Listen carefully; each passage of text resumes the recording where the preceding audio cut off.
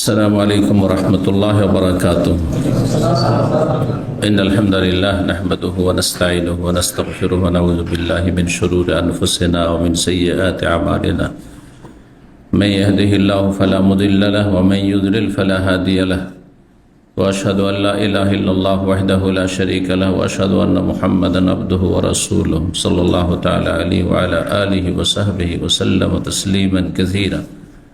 أما بعد فقد قال الإمام البخاري رحمه الله تعالى باب الأكسية والخمائس. قال حدثني يحيى بن بكير قال حدثنا الليث عن عقيل عن ابن شهاب قال أخبرني عبيد الله بن عبد الله بن عتبة أن عائشة وعبد الله بن عباس رضي الله عنهم قال لما نزل برسول الله صلى الله عليه وسلم طفق يطرح خميسة له على وجهه فإذا اغتم كشفها عن وجهه فقال وهو كذلك لعنة الله على اليهود والنصارى اتخذوا قبور أنبيائهم مساجدا يحذر ما صنعوا. সম্মানিত ভাতৃমণ্ডলী, আল্লাহ রাব্বুল আলামিনের প্রশংসা এবং প্রিয় নবী সাল্লাল্লাহু আলাইহি সাল্লামের উপর সালাত ও সালামের পর আজ মঙ্গলবার 27শে জমাদাল উলা 1447 হিজরি মোতাবেক 18 নভেম্বর 2025 আমাদের ধারাবাহিক আলোচনা সহিহুল বুখারীর পোশাক পর্ব নম্বর 5। এই পর্বের অধ্যায় নম্বর 19। এতে বলছেন ইমাম বুখারী রাহিমাহুল্লাহ বাবুল আকসিয়াতে ওয়াল খামাইস। এই অধ্যায় হচ্ছে কম্বল এবং কারুকার্যপূর্ণ চাদর ব্যবহার করা সম্পর্কে। কিসাউনের বহু বচন হচ্ছে আকসিয়া, এর মানে হচ্ছে কম্বল, এটা মানুষ শোয়ার সময় ব্যবহার করা থাকে। সেটা পাতলাও হইতে পারে, মোটাও হইতে পারে, যেমনটা দেখছেন। জি। আর খামাইস খামিসাতুনের বহু বচন বিশেষ ধরনের চাদর, যাতে কারুকার্য থাকে, নকশা এমব্রয়ডারি থাকে। জি। তো বিভিন্ন রকমের সেই যুগে চাদর ব্যবহার হতো, যেগুলি বিভিন্ন নাম হাদিসে এসেছে, সেগুলির কথা এসব হাদিসগুলিতে এসেছে। গতকালকে কিছু চাদর সম্পর্কে আলোচনা হয়েছে। হাদিস নম্বর 5815 এবং 5816। একটি হাদিসেই দুটো নাম্বার দিয়েছেন, মনে হচ্ছে দুটো হাদিস। এই জন্য দুটো হাদিস যে দুই সাহাবী বর্ণনা করেছেন, একই হাদিস দুইজন সাহাবী বর্ণনা করেছেন, আয়েশা রাদিয়াল্লাহু তাআলা আনহা এবং আব্দুল্লাহ বিন আব্বাস রাদিয়াল্লাহু তাআলা আনহুমা। দুইজনই বর্ণনা করেছেন। যখন দুইজন বর্ণনা করলেন একটি হাদিস, তখন হাদিসটি একটি থাকে না, দুইটি হয় মুহাদ্দিসিনদের ভাষায়। কারণ মুহাদ্দিসিনদের ভাষায় হাদিস শুধু হাদিসের বিষয়বস্তু মতনটিকে বলা হয় না। আমাদের দেশের মানুষ হাদিস মানে যে বিষয়বস্তুটি, ওইটি হাদিস। কিন্তু যারা হাদিস বিশারদ, তাদের ভাষায় হাদিস বলা হয় উভয়টিকে। হাদিসের সনদ, যে বর্ণনাকারীদের পরম্পরা সিলসিলা, সেটিকেও হাদিস বলা হয়।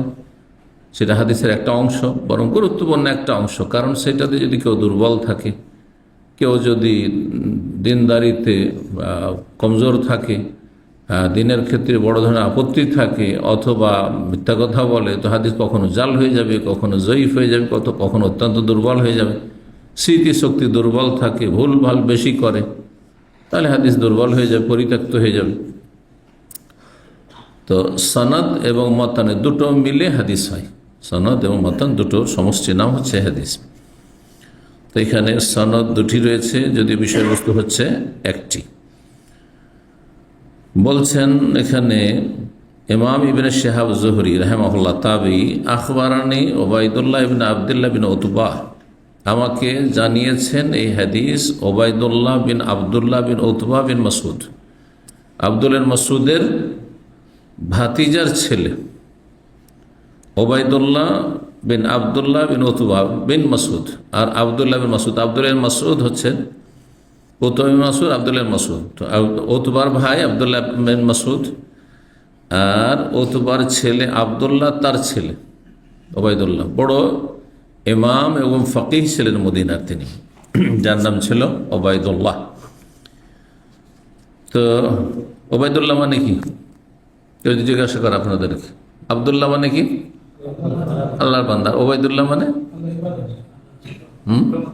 হ্যাঁ ছোট বান্দা। আর অন্য অর্থ হইতে পারে না?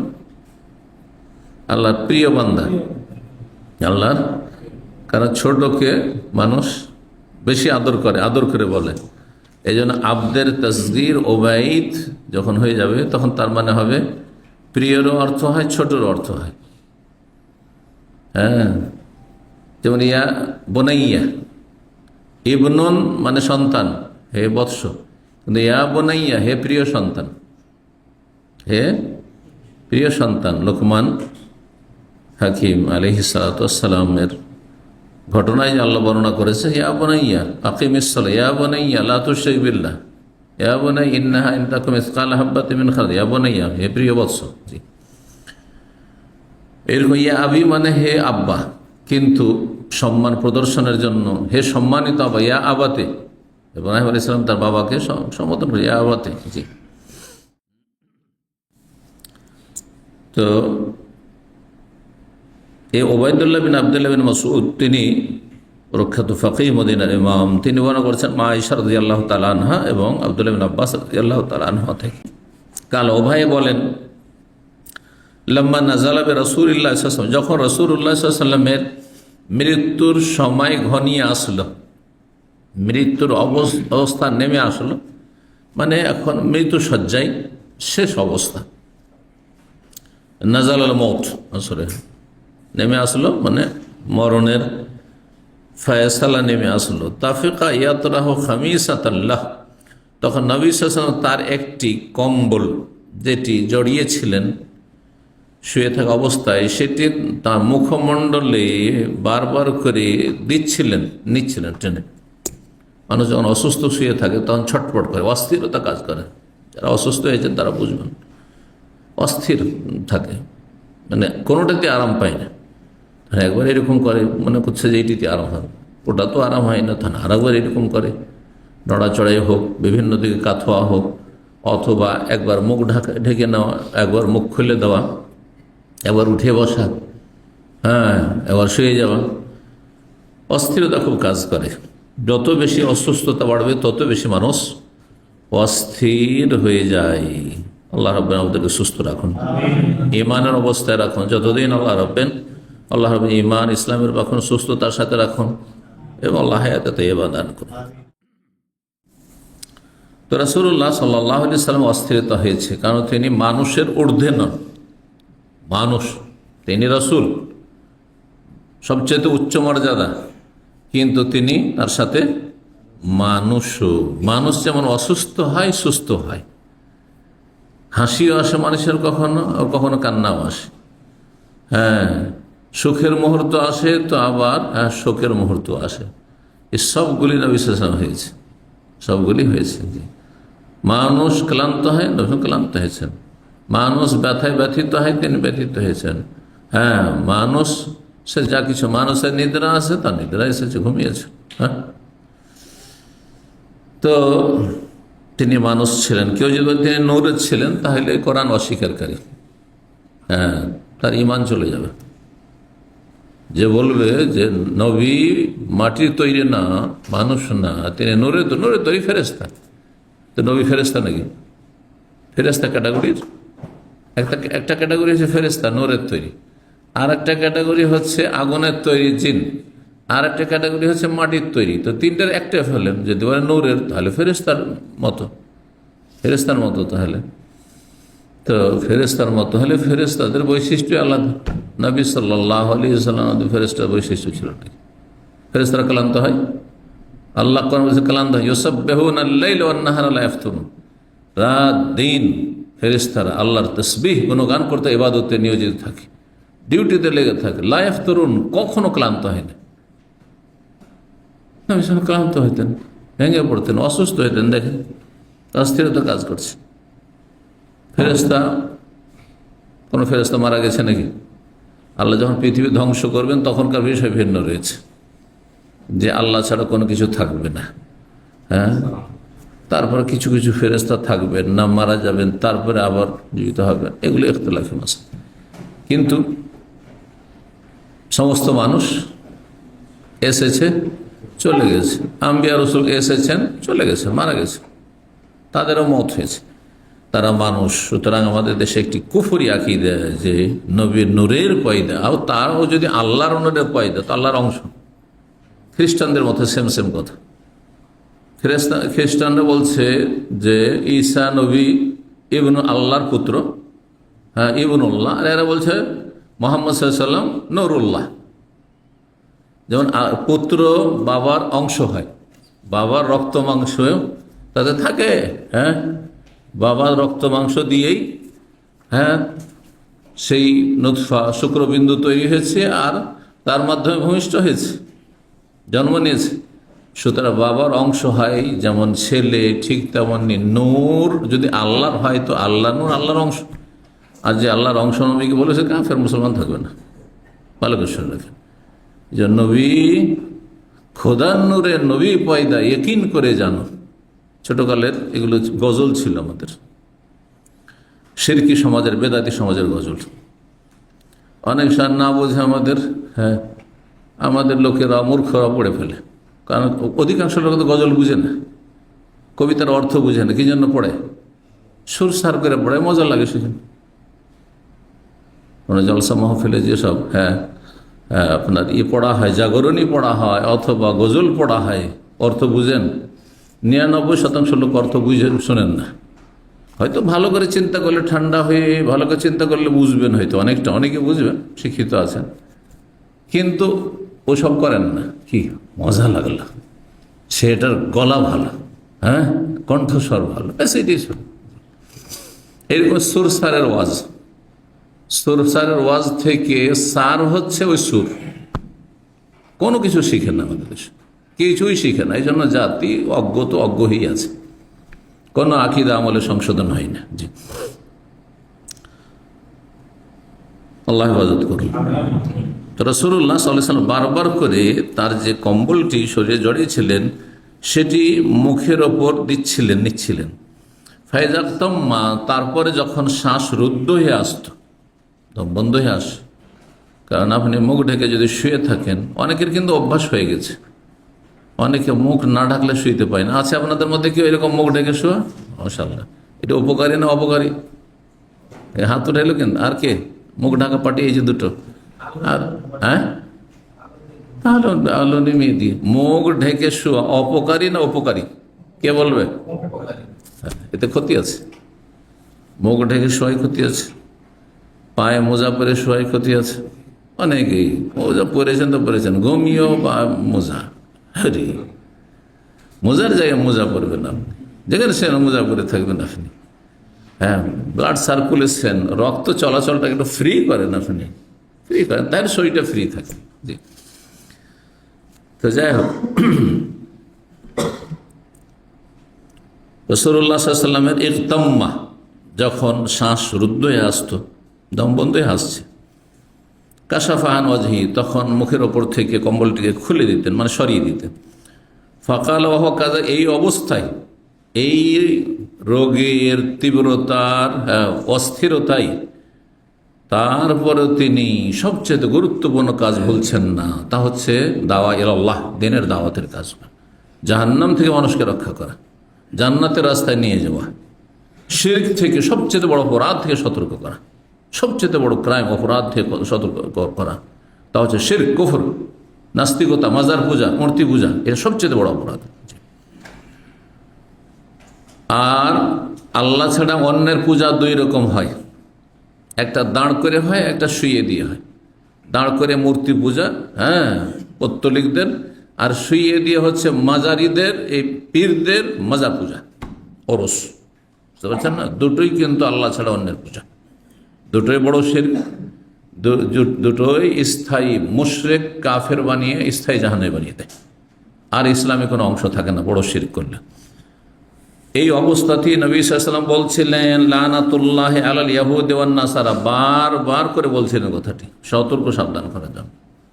মানুষ যখন দেখে যে আমার সময় বেশি নাই, তখন গুরুত্বপূর্ণ কথাগুলি হ্যাঁ বলে, আপনজনদেরকে, প্রিয়জন, স্ত্রী, ছেলে মেয়েকে ওসিয়ত করে, বিশেষ বিশেষ কথাগুলি, যে কথাগুলি স্মরণ রাখার মতো, স্বর্ণাক্ষরে লিখে রাখার মতো, যেগুলি গাইডলাইন হবে, তো তো নবী সাল্লাল্লাহু আলাইহি ওয়াসাল্লাম এই অবস্থায় বলছে লানাতুল্লাহ আলাল ইয়াহুদি ওয়ান নাসারা, ইহুদি এবং খ্রিস্টানদের উপর আল্লাহর অভিসম্পাত হোক, লানত হোক, আল্লাহর রহমত থেকে তারা বঞ্চিত হোক।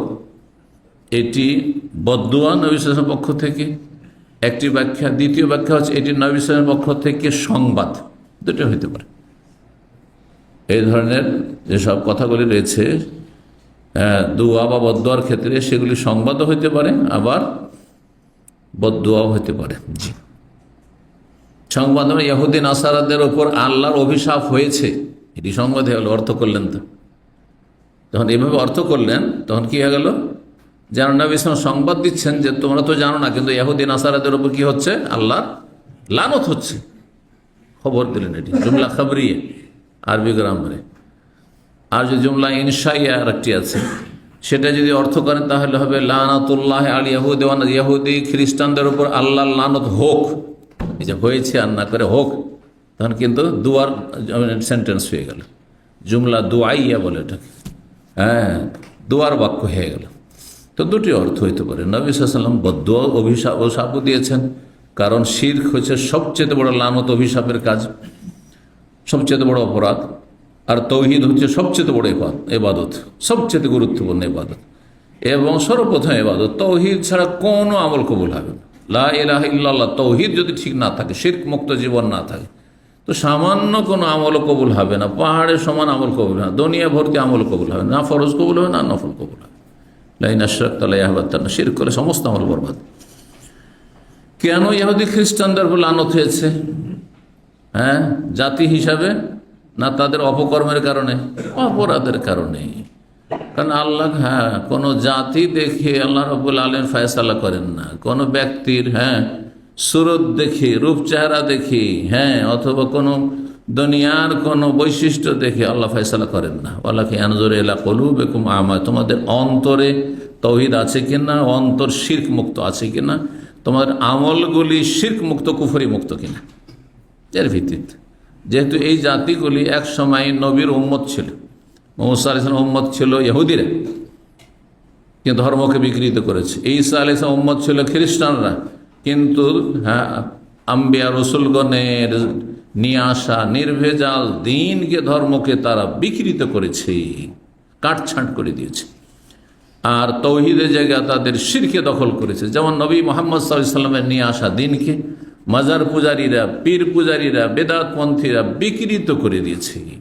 আসল রূপে তাদের কাছে ধর্ম নেই, যে ধর্ম মদিনা থেকে, মক্কা থেকে নবী করিম সাল্লাল্লাহু আলাইহি ওয়াসাল্লাম পৌঁছিয়ে দিয়েছেন মানব জাতির কাছে, সেই ধর্ম তাদের কাছে নেই। কিন্তু তারা দাবিদার যে তারাই হচ্ছে আশিকে রসুল। হ্যাঁ, তারা সত্যিকার ভালোবাসে, কিন্তু ভালোবাসার প্রমাণ কি? যে যাকে ভালোবাসে তাকে ফলো করে, যে যাকে ভালোবাসে তাকে ফলো করে। আজকালকার জামানে যে যার ফ্যান তার মতো, হ্যাঁ, চাল চলন তার। আজকাল মিডিয়াতে দেখবেন, যে কোনো মিডিয়াতে, যে যে যার ফ্যান, হ্যাঁ, কেউ কোনো প্লেয়ারের ফ্যান, কেউ কোনো গায়কের ফ্যান, কেউ কোনো নায়িকার ফ্যান, বিভিন্ন রকম ফ্যান আছে, কেউ কোনো আলেমের ফ্যান, যে যার ফ্যান, হ্যাঁ, ভক্ত, তার অনুসরণ করে। ইন্নাল মুহিব্বা লিমান ইউহিব্বু ইউতিউ। আরবি কবি বলছেন যে যে যাকে ভালোবাসে সে তার পথে চলে, তার আনুগত্য করে, কারণ তাকে তার সব কিছু ভালো লাগে, সে তার মতো হবো আমি, তার মতো। আমি নবীকে ভালো, তো নবীর মতো হইতে হবে। নবী করিম সাল্লাল্লাহু আলাইহি ওয়াসাল্লাম সারা জীবনই ছিল তাওহীদ, লা ইলাহা ইল্লাল্লাহ, শিরকে নির্মূল করা, কুফরিকে নির্মূল করা, সমস্ত অপরাধকে দূর করা। কিন্তু শুরু করতে হবে তাওহীদ দিয়ে, লা ইলাহা ইল্লাল্লাহ, শিরক মুক্ত জীবন দিয়ে। ইত্তাখায, কেন লানত হয়েছে বলছেন, কারণ হচ্ছে ইত্তাখাযু কুবুর আম্বিয়াহি মাসাজিদ, তারা তাদের নবীগণের কবরগুলিকে সেজদার স্থানে পরিণত করেছে। সেজদার স্থানে পরিণত করেছে, একটি অর্থ হচ্ছে যে এই কবরগুলিকে সিজদা করেছে। কবরগুলি কি করেছে? সেজদা করেছে, মানে মাজার পূজা করেছে। তাহলে মাজার পূজার বাতিল ধর্ম ইহুদি খ্রিস্টানদের মধ্যে ছিল, যেটি মুসলিম সমাজে আজ এই যে, হ্যাঁ, পীর পূজা করতে করতে, পীরের মুরিদ হইতে হইতে মাজার পূজায় পরিণত হয়েছে। তাহলে এই ধর্মটি কিন্তু ইহুদি নাসারাদের কাছ থেকে আসে, এই শিরকটি। আর একটি মূর্তি পূজার শিরক, এটি হিন্দুদের কাছ থেকে আসে, যারা পৌত্তলিক, যুগে যুগে পৌত্তলিক। নূহ আলাইহিস সালামের যুগেও, হ্যাঁ, মূর্তি পূজক ছিল, পৌত্তলিক ছিল। আর ভারতের সভ্যতায় যারা হিন্দু তারা মূর্তি পূজক, এইরকমই যারা বুদ্ধিস্ট তারাও মূর্তি পূজক। যদি হিন্দুদের মতো পূজা করে না, কিন্তু বৌদ্ধদেবের তারা পূজা করে। তো তারা তাদের নবীদের কবরগুলিকে সেজদার স্থানে পরিণত করেছে, মানে সেজদা করেছে, কবরকে সেজদা করেছে। আর সেজদা হচ্ছে সবচেয়ে গুরুত্বপূর্ণ ইবাদত, কারণ সেজদায় সবচেয়ে বেশি নিকটবর্তী হয় বান্দা আল্লাহর। তো আপনি যেই ইবাদতটির মাধ্যমে সবচেয়ে কাছাকাছি আল্লাহর হইতে পারেন, সেই ইবাদতটি আল্লাহ ছাড়া অন্যকে দিয়ে দিলেন তার সান্নিধ্য লাভের জন্য। সেজদা গুরুত্বপূর্ণ ইবাদত, যেমন দোয়া একটি গুরুত্বপূর্ণ ইবাদত। আর মানুষ সেজদা করে আল্লাহকে ডাকার জন্য, এমনি সেজদা করে না। কি জন্য সেজদা করে? আল্লাহকে কাছে থেকে ডাকার জন্য, যে একবার সবচেয়ে কাছাকাছি হয়ে গেছে আল্লাহকে ডাকবো। যেন সেজদার অবস্থার দোয়া কবুল হওয়ার চান্স আছে। নবী বলে ফাকামিনা ইউস্তাজাব লাকুম, সিজদা অবস্থায় দোয়া কবুল হওয়ার বড়ই চান্স রয়েছে, তোমার বেশি বেশি দোয়া করো।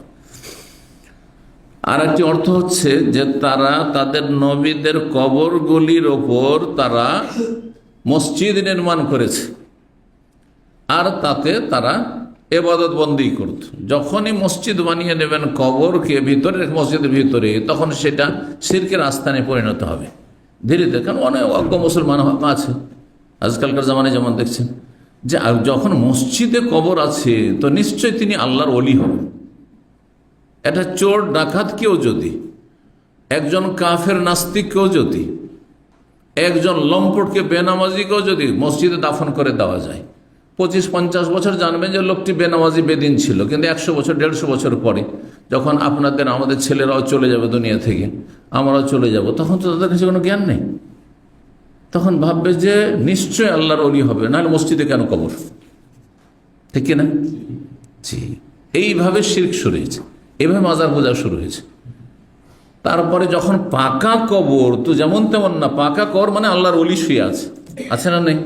এই জন্য পাকা কবর করা হারাম করেছেন নবী সাল্লাল্লাহু আলাইহি ওয়াসাল্লাম। যদি কাঁচা কবর হইতো, সৌদি আরবে যেমন বাদশার কবর হইল কাঁচা, আর শেখ বিন বাজ ইবনে উসাইমিনের বড় বড় আল্লামা ইমামে হারাম তাদের কবর হইল কাঁচা, কেউ সেগুলোতে সিজদা করতে যাবে না, কারণ সাধারণ মানুষের কবর আর এখানকার বড় বড় আল্লাহর নেক বান্দা অথবা রাজা বাদশাহ সবার কবর একই রকম, শিরকের আস্থানে পরিণত হওয়ার সম্ভাবনা নেই। কিন্তু এই কবর যখনই পাকা হবে, সিমেন্টেড হবে, যখনই তাদের নেম প্লেট করে দেওয়া হবে অমুক ছিলেন তমুক ছিলেন, আর যখনই তার উপর আপনার সুসজ্জিত করা হবে, সাজানো হবে ফুল দিয়ে, চাদর দিয়ে, তখন শিরক শুরু হবে। এগুলি শিরকের মাধ্যম। এই জন্য এই সমস্ত কিছুকে শুধু শিরকের এত বড় অপরাধ থেকে রক্ষা করার জন্য এগুলিকে হারাম করা হয়েছে। এগুলি হচ্ছে বিভিন্ন বাউন্ডারি। একটা জায়গায় গেলে আপনার দেখেন, একটা হাই সিকিউরিটি এরিয়াগুলিতে যারা গিয়েছেন অথবা যাদের নলেজ আছে, একটি প্রাচীর থাকে না, বহু বাধা থাকে, বহু চেক। আজকে সকালে দমম জেলে বক্তব্য করে আসলাম, কয় জায়গাতে যে আপনার নাম এন্ট্রি করতে হচ্ছে, আর তারপরে তখন পরিচয় দিতে হচ্ছে কি কাজে এসেছেন, তারপরে গিয়ে কতগুলো গেট পার হয়ে তারপরে ভিতরে যেতে হচ্ছে। কেন? অথচ এখানে আসছেন, গেট আছে, খোলা আছে, চলে আসছেন, তাই না? তো শিরকের অপরাধ এত বড় অপরাধ, এই অপরাধ থেকে মানব জাতিকে রক্ষা করার জন্য শিরকের কাছাকাছি যে সমস্ত অপরাধগুলো নিয়ে যেতে পারে সে সমস্ত অপরাধকে আল্লাহ হারাম করেছে। কবরকে 1 বিঘতের উপর উঁচা করা হারাম, তারপরে কবরকে পাকা করা হারাম, কবরকে চুনকাম করা হারাম, কবরে চাদর চড়ানো হারাম, কবরে ফুল চড়ানো হারাম, আর কবরে ওরস লাগানো, মেলা লাগানো হারাম, আর কবরে গিয়ে বিশেষ সময়ে গ্যাদারিং করা তাও হারাম। বুঝতে পেরেছেন? কবরকে স্পেশাল জায়গায় মসজিদে কবর দেওয়া, মসজিদের বারান্দায় কবর দেওয়া, এটাও হারাম। কেন হারাম করা হয়েছে? এই বিদাতগুলি হারাম এই জন্য করা হয়েছে যে এতগুলি প্রাচীর ভেদ না করলে গিয়ে বড় শিরক কুফরিতে লিপ্ত হতে পারবে না। বুঝতে পারছেন? আমাদের দেশের মানুষরা আসলে শিরকের অপরাধকে অপরাধী মনে করে না। ওটাও একটা ধর্ম, ওরাও নিজের মতো ধর্মকর্ম করছে। আউযুবিল্লাহ, আউযুবিল্লাহ। না, মোটেই না। আমাদের কাছে ক্ষমতা নেই, আমাদের কোনো অধিকার নেই, কিন্তু যাদেরকে আল্লাহ ক্ষমতা দিয়েছেন কোনো মুসলিম শিরক করবে আর দেশে মাজার পূজা হবে, এ অনুমতি দেওয়ার কোনো অবকাশ নেই। রবের কাছে জবাব দিতে হবে এর জন্য, যদি তাদের ক্ষমতা থাকে। এবং ক্ষমতা আছে, দুনিয়ার যা ইচ্ছা তাই করে নিতে পারছে, তো এটা করতে পারবে না? অবশ্যই করতে পারবে। জি। তো নবীদের কবরগুলিকে তারা মসজিদে পরিণত করেছিল। জি। ইউহাজ্জিরু মা সানাউ, নবী সাল্লাল্লাহু আলাইহি ওয়াসাল্লাম এই শেষ সময়ে, অন্তিমকালে, মৃত্যুর আগেখানে নিজের পরিবারের খোঁজ খবর নেবেন, তাদের সাথে একটু কথা বলবেন, তাদেরকে পারিবারিক কিছু উপদেশ দেবেন, এসব না করে ইহুদি নাসারাদের উপর আল্লাহ লানত হোক, বা ইহুদি নাসার আল্লাহ লানত হয়েছে কেন? যে তারা নবীদের কবরগুলিকে সেজদার স্থানে পরিণত করেছে, তারা সেজদা করেছে, কবর পূজায় লিপ্ত হয়েছে, সেই জন্য। উদ্দেশ্য কি? কেন বলছেন বারবার এই কথাটি? বলছেন ইউহাজ্জিরু মা সানাউ, ইহুদি নাসারারা যে অপকর্ম করেছে, অপরাধ করেছে শিরকের, তাতে এই বড় অপরাধ থেকে সতর্ক সাবধান করছিলেন মুসলিম জাতিকে, যে এই কথাটি যারা আশেপাশে আছে আমার শুনে নেবে, ফালিয়াবাল্লিগু শাহিদুল গায়েবা, আর যারা এখানে উপস্থিত তারা, যারা নেই দূরে আছে, তাদেরকে পৌঁছাবে, আগামী দিনে যারা আসবে তাদের কাছে আমার এই হাদিসটি পৌঁছে দেবে, বাণীটি পৌঁছে দিবে যে ইহুদি নাসারা লানত হয়েছে তাদের কবর পূজার কারণে। সুতরাং হে মুসলিম সমাজ, হে মুসলিমরা, কিয়ামত পর্যন্ত যারাই তোমাদের মধ্যে তোমাদের নেক বান্দাদের, নবীদের হোক আর ওলিদের হোক, নেক বান্দা, ওলি আউলিয়া, ভালো মানুষদের কবরকে পাকা করার, ভালো মানুষের কবরই শিরকের সম্ভাবনা বেশি রয়েছে। এটা চোরের কবর পাকা করে যারা এখন বর্তমান জানছেন ভালো করে যে এটি চোর, এটি ডাকাত, এটি খনি, কখনো পূজা করবেন না। কিন্তু একজন আলেমের ক্ষেত্রে এই রিস্ক বেশি আছে, যদি আকীদা সম্পর্কে জ্ঞান না থাকে, যেটা জায়েজ না জায়েজ, হ্যাঁ কত হারাম, তো কত বড় হারাম, চরম হারাম, হ্যাঁ তখন ভাবলে এত বড় আলেম, এত বড় ওস্তাদ, তার কাছ থেকে অনেক কিছু শিখেছি, আর তার কবরটা একেবারে সাধারণ মাটি দিয়ে রাখবো না, এটাকে এই পাকা করি, তো এরকম একটা চাদর চড়াই, একে একটু সম্মান প্রদর্শন করি, আর ফাসেক ফাজের নেতাদের কবরকে ফুল দিয়ে সজ্জিত করা হচ্ছে, আমি এই আলেমের, এই পীর সাহেবের কবরকে আমি কি করি, সুসজ্জিত করি। এই করতে গিয়ে তখন বাড়াবাড়ি মানুষকে কি করে, শিরক কুফরিতে লিপ্ত করে। এই জন্য ভালো মানুষদের কবরের ক্ষেত্রে ফিতনার আশঙ্কা বেশি আছে। যত যে নেক বান্দা, তত সেখানে কবর পূজার ফিতনার আশঙ্কা বেশি আছে, যদি জাতি অজ্ঞ হয়। আজকে অজ্ঞ নয় হয়তো, তৌহিদ সুন্নাত আপনারা শিখেছেন, কিন্তু কে নিশ্চয়তা দেবে যে আগামী প্রজন্ম আপনাদের এরকম সহিহ আকীদা জানার সুযোগ পাবে? তারা বিভ্রান্ত হয়ে যাবে। হচ্ছে, এটাই হয়েছে যুগে যুগে। একসময় তো মক্কায় তৌহিদ ছিল, নবী সাল্লাল্লাহু আলাইহি ওয়াসাল্লাম 300 বছর আগে মক্কায় খাঁটি ইব্রাহিম আলাইহিস সালামের ধর্ম ছিল। তার প্রথম এক লোক, হ্যাঁ, সে কি করলো, শাম দেশে গেল, গিয়ে দেখলো যে এরা সুন্দর সুন্দর পাথরের পূজা করছে, মূর্তি পূজা করছে। একটা খুব চমৎকার পাথর পেল, খুব পছন্দ লাগলো, সেই পাথরটাকে নিয়ে এসে কাবার ছাদের উপর রেখে দিল, আর প্রথম পূজা শুরু করিয়ে দিল। মক্কার জাতি ছিল তখন মূর্খ, নবী সাল্লাল্লাহু আলাইহি ওয়াসাল্লামের আবির্ভাবের 300 বছর আগে, নবী সাল্লাল্লাহু আলাইহি ওয়াসাল্লামের বংশেরই লোক, তার কুরাইশ। হ্যাঁ, তো তারা কি, সে একজন নেতৃস্থানীয় ব্যক্তি ছিল এবং ধনাঢ্য ব্যক্তি ছিল, প্রভাবশালী, তার কথা চলতো মক্কার সমাজে। সে বলল যে এই পাথরটি আমি সামদেশে পেয়েছি আর খুব চমৎকার লেগেছে, তারাও পূজা করেছিল, তো একটা পাথর নিয়েছি তোমাদের পূজা করার জন্য। বলছে তাই তো ভালো, এই তো পূজা শুরু হয়ে গেল। পূজা শুরু হইলো তো হইলো, একটি পাথর দিয়ে শুরু হলো 300 বছর আগে, আর নবী সাল্লাল্লাহু আলাইহি সাল্লামের নবুয়তের সময় 300 বছরের মধ্যে 360টি মূর্তি শুধু কাবার চারিদিকে। চিন্তা করুন, জাতি কত দ্রুত জাহান্নামের দিকে চলে যায়। আমরাও তো তাদের মতে মানুষ, ঠিক না? সুতরাং কখন আপনি ভাববেন না যে আমরা সহিহ আকীদায় চলে এসেছি, সহিহ মানহাজে চলে এসেছি, সঠিক ইসলাম বুঝে নিয়েছি, তো আমাদের ছেলে মেয়েরাও খুব ভালো থাকবে। হ্যাঁ, আলেমের ঘরে নাস্তিক পয়দা হচ্ছে। হ্যাঁ, তারপরে আলেম কাদিয়ানি হয়ে যাচ্ছে, আলেম আহলে কোরআন হয়ে যাচ্ছে। বাংলাদেশে এরকম নজির আছে, আলেম কাদিয়ানি জানি, আলেম আহলে কোরআন জানি।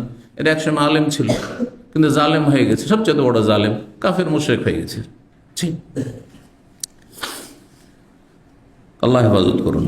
ইউহাজ্জিরু মা সানাউ, নবী সাল্লাল্লাহু আলাইহি ওয়াসাল্লাম সতর্ক করছিলেন ইহুদি খ্রিস্টানদের এই কুকর্ম থেকে, যে তোমরা তাদের মতো কবর মাজার পূজায় লিপ্ত হইও না। 5817 নম্বর হাদিস বর্ণনা করেছে মা আয়েশা রাদিয়াল্লাহু তাআলা আনহা, তিনি বলেন সাল্লা রাসূলুল্লাহ ফি খামিসাতিল্লাহ, রাসূলুল্লাহ সাল্লাল্লাহু আলাইহি ওয়াসাল্লাম তার একটি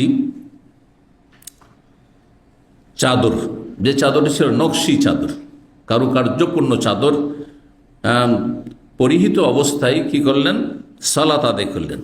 শরীরে ছিল একটি চাদর, যে চাদরটিতে নকশা ছিল এবং পশমি ছিল। লাহা আলামন, তার পাড়ে নকশা ছিল, নকশি পাড়। নকশি পাড় বোঝেন তো? কিছু কিছু পাড়ে কি থাকে? নকশা থাকে। নকশি পাড় বলে মহিলারা। আজ এক যুগে আমাদের দেখতাম শাড়ি নকশি পাড়ের শাড়ি বলতো, পাড়কে পাড়ে অঞ্চলে ভাষা বলে নকশি পাড়ের শাড়ি। আলাম, আলাম মানে চিহ্ন, চিহ্ন মানে হচ্ছে এখানে নকশা। ফানাজারা এলা আলাম ইহা, নবী সাল্লাল্লাহু আলাইহি সাল্লাম নামাজ তো পড়লেন চাদরটি পড়ে, কিন্তু তার নকশাগুলির দিকে তিনি তাকালেন নাজরাতান, একবার নজর পড়েছে। শরীরে যদি কাপড় থাকে স্বাভাবিক, তো আমার লাল রুমালেতে একটু নজর পড়বেই, পড়বে না? সেটা তাহলে পড়বেই। তো ফালাম্মা সাল্লামা, তারপরে সালাম যখন ফিরলেন, বললেন ইযহাবু বিখামিসাতি হাযিহিল আবু জাহাম নামক ব্যক্তি এই কাপড়টি, খামিসা নকশি পাড়ওয়ালা চাদরটি, পশমি চাদর তিনি দিয়েছিলেন উপঢৌকন হাদিয়া নবী সাল্লাল্লাহু আলাইহি ওয়াসাল্লামকে। তো নবী সাল্লাল্লাহু আলাইহি ওয়াসাল্লাম বললেন যে এই আমার নকশি চাদরটি আবু জাহামের কাছে নিয়ে চলে যাও, মানে যিনি আমাকে হাদিয়া দিয়েছেন তার কাছে নিয়ে যাও, আর তাকে ফেরত করে দাও। তাহলে বোঝা গেল যে যদি কোনো হাদিয়া উপঢৌকন আপনার উপযোগী না হয়, পছন্দ না হয়, তো ফিরিয়ে দিতে পারেন, ফিরিয়ে দেওয়া কোনো দোষণীয় না। আমাকে এমন এক টুপি হাদিয়ে দিলে যে টুপিটা মাথায় ঢুকেন না, তুমি করবো ঢুকে, বুঝতে পারছেন না? পারছেন না? আমাকে এমন একটি জুব্বা দেন যে জুব্বা আমার শরীর টাইট হয়ে গেল, লম্বা মানুষ তখন ছোট হয়ে গেল, তা আমি রেখে লাভ আছে?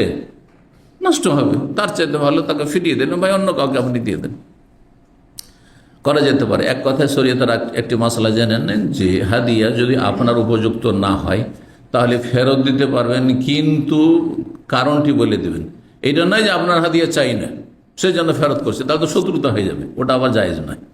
হ্যাঁ, ওটা আবার জায়েজ নয়, কারণ আমাদের দেশে খুব সংকীর্ণতা আছে। হ্যাঁ, যখন একটু মনোমালিন্য হয়ে থাকে পাড়া প্রতিবেশী আশেপাশের লোকের সাথে, বলছে গোটা বছর পাবো না, তো কোরবানির গোস্তের সময় দেখব, বুঝছেন? এগুলো দেখেছি ছোটকালে। আচ্ছা, তোর আকিকা হবে না, আকিকার গোস্তের সময় দেখবো তোকে। কেন নিব না? আরে 3 পিস 2 পিস গোস্ত দিতে আসে, এক তো তরিকাটাও একবার বাজে তরিকা, 2 পিস 3 পিস গোস্ত দিতে আসে, আর বাড়ি বাড়ি সবাইকে দিতে, যার হয়েছে তাকেও দিবে, যার না হয়নি তাকেও দিবে। আরে যার হয়নি বেশি করে দাও তাকে, হ্যাঁ 1 কিলো 2 কিলো 5 কিলো করে দাও না, ওই 2 থেকে 3 পিস। আমি বিনা বাড়া বাড়িতে বলছি, বলে ছোটকালে দেখেছি। আল্লাহ অবস্থার পরিবর্তন করুক আর এই অজ্ঞতা দূর করুক। মানে মনে করে যে সবার বাড়িতে আমার কোরবানি গোস্ত পৌঁছাইতে হবে, সবার বাড়িতে আমার আকিকার গোস্ত পৌঁছাইতে হবে, ভুল কথা। তো তারপরে যখন কেটে দিতে এলো, না নেব না, যাও নিয়ে চলে যাও। মানে একটা আক্রোশ ছিল, ঝাড়লো আক্রোশটা। এতে কি হলো? শত্রুতা আরো বেড়ে গেল। এই যে গ্রামের শত্রুতাগুলি আমাদের দেশে আর হিংসা বিদ্বেষ এগুলোতে বৃদ্ধি পায়, উদারতা বলে কিছু নাই।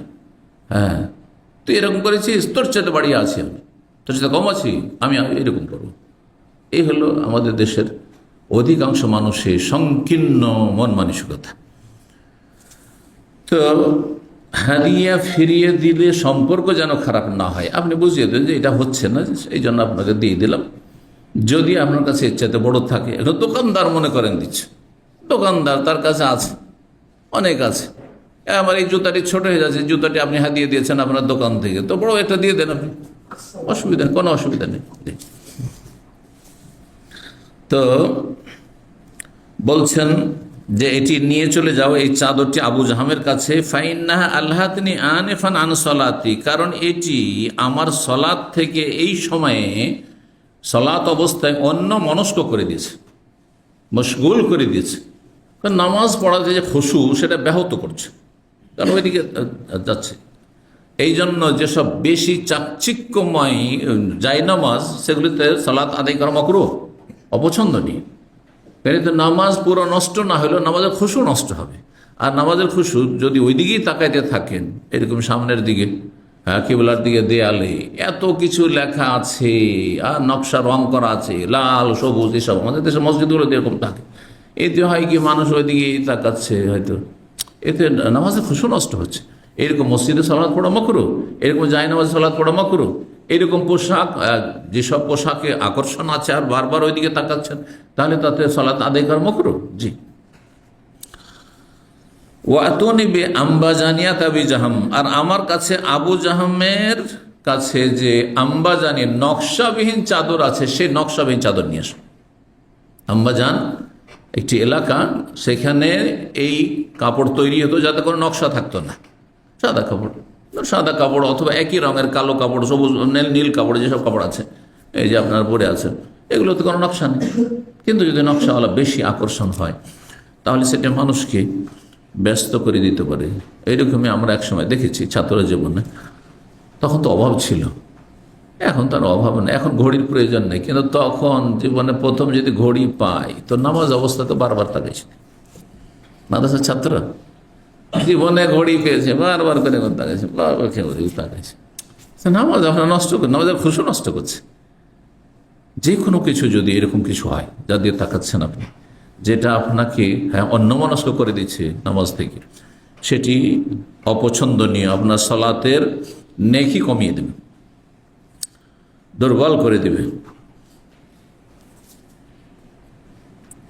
আবু জাহাম এই লোক হুযায়ফা বিন গানেমের ছেলে ছিল এবং সে বিম্বানি আদি ইবনে কাব, আদি ইবনে কাব গোত্রের লোক ছিল, আদি ইবনে কাব গোত্রের মানুষ ছিল আবু জাহাম। যেই ব্যক্তি নবী সাল্লাল্লাহু আলাইহি ওয়াসাল্লামকে হাদিয়া দিয়েছিলেন, ও হাদিয়া পরিবর্তন করে, তাহলে হাদিয়া পরিবর্তন করা যায়, হাদিয়া কেউ দিলে পরিবর্তন করা যায়, যে এটা লাগবে না। ধরেন আপনাকে কেউ দিচ্ছে পাঞ্জাবির কাপড়, বলছে না আমি পাঞ্জাবি নেবো না, আমি জুব্বা নেব, অথবা আমি তো পাঞ্জাবি জুব্বা পরি না, আমাকে প্যান্ট শার্ট দিয়ে দেন, জায়েজ আছে, সমস্যা নেই, জায়েজ আছে যদি কাছাকাছি মূল্যের হয়, কিন্তু বেশি তফাৎ যদি হয় না তখন আপত্তিকর। 5818 নম্বর হাদিস বর্ণনা করছেন আবু বুরদা রাদিয়াল্লাহু তাআলা আনহু, তিনি বলেন আখরাজাত ইলাইনা আয়েশাতু, মা আয়েশা রাদিয়াল্লাহু তাআলা আনহা একবার আমাদের সামনে বের করে নিয়ে আসলেন কেসা আন, একটি কম্বল। এই যে কেসা এখানে আর বহু বচন অধ্যায় ছিল আকসিয়ে, এটি কম্বল। ওয়া ইজারান গালিজান, একটি মোটা লুঙ্গি, মোটা কাপড়ের লুঙ্গি। কালাত, আর বললেন কবেজা রুহুন নবী সাফি হাজাইনে, নবী সাল্লাল্লাহু আলাইহি ওয়াসাল্লামের রূহ কবজ হয়েছিল এই দুটি পোশাক বা দুটি কাপড় পরিহত অবস্থায়। নবী সাল্লাল্লাহু আলাইহি ওয়াসাল্লাম কম্বলটি জড়িয়েছিলেন শরীরে কেসা, এবং লুঙ্গি পরিধান করেছেন। এই অবস্থায় নবী সাল্লাল্লাহু আলাইহি ওয়াসাল্লামের রূহ কবজ হয়েছিল। তো রূহ কবজ হলে মারা যায় না বেঁচে থাকে? বেঁচে থাকে না। রূহ কবজ হওয়ার পর হায়াতুন নবী, আপনারাই বলেন, জাতিকে বলেন দেশে গিয়ে যে রূহ কবুজ হওয়ার পরও কি হায়াতুন নবী থাকে নাকি? বলেন দেখি, হায়াতুন নবী বেঁচে আছেন? আস্তাগফিরুল্লাহ ওয়া আতুবু ইলাইহি। এত স্পষ্ট হাদিস, স্পষ্ট আয়াত কোরআনে রয়েছে নবী সাল্লাল্লাহু আলাইহি ওয়াসাল্লামের মওত সম্পর্কে। আফাই মিত্তা ফাহুমুল খালিদুন, হে নবী তুমি যদি মারা যাও তো তারা কি চিরকাল থাকতে এসছে নাকি তোমার দুশমনরা? ইন্নাকা মাইয়্যিত, তারা কায়ত বলছে হে নবী তুমি মরণশীল, ওরাও মরবে, কেউ বাঁচতে আসেনি। কারো মরণে অনেক শত্রু আছে, খুশি হয়, ভালো হয়েছে মরেছে, তো তুমি বেঁচে থাকবে নাকি? বুঝছেন না? এই জন্য গণ্ড মূর্খ ওইসব লোক, যেসব লোক তার আগে কেউ মারা গেলে, দুশ্মন মারা গেলে হয়তো তার সাথে কোনো শত্রুতা আছে, বিদ্বেষ আছে, ধর্মীয় বিদ্বেষ হোক অথবা পার্থিব কোনো বিদ্বেষ হোক, মরেছে, ভালোই হয়েছে, খুশি, আর আপনি মরবেন না? আপনি এতে জঘন্য মত হইতে পারে আপনার, এই আপনার দুশ্মন হাসার কারণে আপনার জঘন্য মত হইতে পারে। এ তো সম্মানিত মত পেয়েছে হয়তো, আল্লাহর কাছে, কিন্তু তোমার মত আরো খারাপ হইতে পারে, সুতরাং সতর্ক, সাবধান। জি। 20 নম্বর অধ্যায় বলছে বাবু ইস্তেমালি সাম্মা। এই অধ্যায় হচ্ছে কাপড় মুড়ি দিয়ে বসা, কাপড় মুড়িয়ে, শরীরের কাপড় জড়িয়ে বা মুড়িয়ে বসা সম্পর্কে। ইস্তেমাল মানে কাপড়কে জড়িয়ে নেওয়া, আর সাম্মা বলা হয় এমন কাপড় যেই কাপড়ে কোনো ছিদ্র না থাকে। সুম্মন থেকে এসছে, কোরআনে আছে সুম্মন বুকমন অমিয়ন ফাহুম লা ইয়ারজিউন। সুম্মন, আসাম কাকে বলে কেউ বলতে পারেন? সুম্মন মানে কি? না, ঢাকা তো অর্থ, কিন্তু সুম্মন বুকমন, না, সম্মন মানে বহিরা, সম্মন মানে বধি, কান ঠসা, কানে শোনে না, তো কানটা তাহলে বন্ধ আছে, কানে ছিদ্র থাকা সত্ত্বেও শুনে না, মানে কান যেন তার কি আছে, বন্ধ আছে, কারণ ঠসা। তো ঠিক ওই রকমই সাম্মা, কাপড় সাম্মা মানে এমন কাপড় যেই কাপড়ে হাত বের করার জন্য কোনো ছিদ্র নেই। এখন আমাদের আল্লাহর রহমতে যে জামা আছে, হাত আছে, তাই না? তো যে কোনো কিছু প্রয়োজন হলে যে ধরে নিলাম, কিন্তু আচ্ছা হাতটা যদি ভিতরে ঢুকে থাকতো আর এখানে যদি বন্ধ থাকতো, কিছু খোলা না থাকতো, কাজ কাম করা যেত? হ্যাঁ, হঠাৎ করে ধরেন আপনাকে আত্মরক্ষা করতে হবে, হঠাৎ করে আপনাকে কোনো জায়গায় দৌড় দিতে হবে, ঝাঁপ দিতে হবে, পারবেন? হ্যাঁ, হঠাৎ করে হাত বের করতে হবে, আপনাকে উঁচু করতে হবে, কেন বের করবেন? আপনি সব কিছু ঢাকা বন্ধ আছে, এদিকে খোলা নেই। আচ্ছা এইখান পর্যন্ত যদি থাকার খোলা না থাকে তো কি করে খুলবেন জামা? তো এমন জামা কাপড়, এমন পোশাক যেটির ছিদ্রগুলি বন্ধ থাকে, এমনটা যদি হয়তো এইরকম পোশাক পরা আপত্তিকর, ঠিক নাই। কারণ হঠাৎ করে কোনো প্রয়োজনে আপনি হাত বের করতে পারবেন না। আর মানুষের অধিকাংশ কাজগুলি কিন্তু এই দুটো হাত সম্পাদন করে। হাত শরীরের সবচেয়ে বেশি কাজকর্ম করে, জি, হাত দিয়ে সব কিছু করতে হয়, ডান বাম ব্যবহার করতে। এটি একটি ব্যাখ্যা, কিন্তু এখানে আরেকটি ব্যাখ্যা করেছেন, সেটিও আসছে হাদিসে। আর সেটা হচ্ছে যে একটি কাপড় জড়িয়ে থাকা, মুড়ে থাকা শরীরে, আর নিচে ওই কাপড়ের নিচে কোনো কিছু নেই। আজকাল তো আলহামদুলিল্লাহ প্যান্টের নিচে প্যান্ট, তাই না, জাঙ্গিয়া আছে, আন্ডার প্যান্ট আছে, আরও কিছু আছে, তারপরে এই যে জুব্বা আছে তার নিচে গেঞ্জি আছে, আর শীতকাল হলে আরও কত কি আছে। কিন্তু তখনকার জামানা তো অভাবের জামানা ছিল, সাহাবা কেরামের জামানায়, যার একটি কাপড় শরীরে থাকতো। তো একটি কাপড় শরীরে জড়িয়ে যদি লম্বা চাদর এখানে করে ধরেন থাকবে, তো যদি আপনি বেঁধে রাখেন ওই কাপড়টিকে, তাহলে হয়তো আপনার কি লজ্জাস্থান খুলবে না। কিন্তু কাপড়টাকে জড়িয়ে রেখে এই শার্টটা যদি কাঁধে উঠিয়ে নেন, বাম শার্টটাকে কাঁধে উঠে রেখে নিলেন, তাহলে এদিক থেকে কী হবে? যেমন অনেকে চাদর পরেন বা এহরামের কাপড় পরেন না, এরকম করে এহরামের কাপড় এই দিক থেকে করলেন আর এই দিকটাকে উঠিয়ে এখানে উঠিয়ে দিলেন। আমিও করি অনেক সময়, তো কথা সবসময় না করলেও। তো এই যে এইটা করলেন, তো যদি ওইটাই শুধু কাপড় হয় আর কিছু না হয়, যদিও হাঁটু নিচ পর্যন্ত আছে, কিন্তু এই সাইডটা ওপরে কাঁধে রেখে দেওয়ার কারণে কি হচ্ছে, এদিক থেকে আপনার লজ্জাস্থান খুলে যাচ্ছে। আর লজ্জাস্থান খুলে যায় এমন কাপড় পরা হারাম, জায়েজ নাই। এই জন্য নবী সাল্লাল্লাহু আলাইহি ওয়াসাল্লাম এইরকম কাপড় পরিধান করতে নিষেধ করেছেন। 5819 নম্বর হাদিস। এক কথায় এই হাদিস থেকে নিতে হবে, অবস্থা পরিবর্তন হয়েছে, কাপড়ের ধরন চেঞ্জ হয়েছে, কিন্তু মাসলা আপন জায়গায় ঠিক আছে। সেটা হচ্ছে কি, একটা নীতিমালা কায়দা, যে এমন কাপড় যদি শরীরে থাকে যেই কাপড় দিয়ে আপনার সতর ঢাকে না, লজ্জা স্থান ঢাকে না, তাহলে সেই কাপড় পরিধান করে মানুষের সামনে আসা হারাম। এবার বুঝতে পেরেছেন? জি। 5819 নম্বর হাদিস বর্ণনা করেছেন আবু হুরায়রা রাদিয়াল্লাহু তাআলা। তিনি বলেন, নাহান নবী সাল্লাল্লাহু আলাইহি ওয়াসাল্লাম আনিল মুলামাসাতি ওয়াল মুনাওয়াজা। নবী সাল্লাল্লাহু আলাইহি ওয়াসাল্লাম দুই রকমের বিশেষ ব্যবসা সেই যুগে চলত, প্রচলন ছিল। জাহিলি যুগে বা 1400 বছর আগে অনেক সেই যুগ উপযোগী ব্যবসা বাণিজ্য ছিল, মানে যে ব্যবসাগুলি শরীয়তের দৃষ্টিতে আপত্তিকর, জায়েজ নাই, কারণ সেগুলিতে প্রতারণা রয়েছে, অস্পষ্টতা রয়েছে, ঝগড়ার আশঙ্কা রয়েছে। তো ইসলামে ব্যবসা বাণিজ্যের জন্য কিছু কায়দা আছে, যে আপনার সাথে কেনা বেচা করতে গিয়ে এমন কেনা বেচা না হয়, ব্যবসা না হয় যেটাতে দুইজনের ঝগড়া লেগে যাওয়ার আশঙ্কা আছে, তাহলে জায়েজ নাই। আর একটি কায়দা হচ্ছে অস্পষ্টতা না থাকে, কথা অস্পষ্ট থাকলো, তারপরে আপনি একরকম বুঝেছেন, আমি একরকম বুঝলাম, আর তারপরে কিনে নিয়ে পেমেন্টের সময় লেগে গেল ঝগড়া, হইতে পারে না, ঝামেলা বেঁধে গেল। এইরকমই যেখানে ধোঁকা আছে, প্রতারণা, প্রতারণা এমনভাবে ব্যবসা হয়েছে যে এখানে প্রতারণা হইতে পারে, তাহলে এরকম ব্যবসা জায়েজ নাই, এরকম ব্যবসা জায়েজ নাই। জি।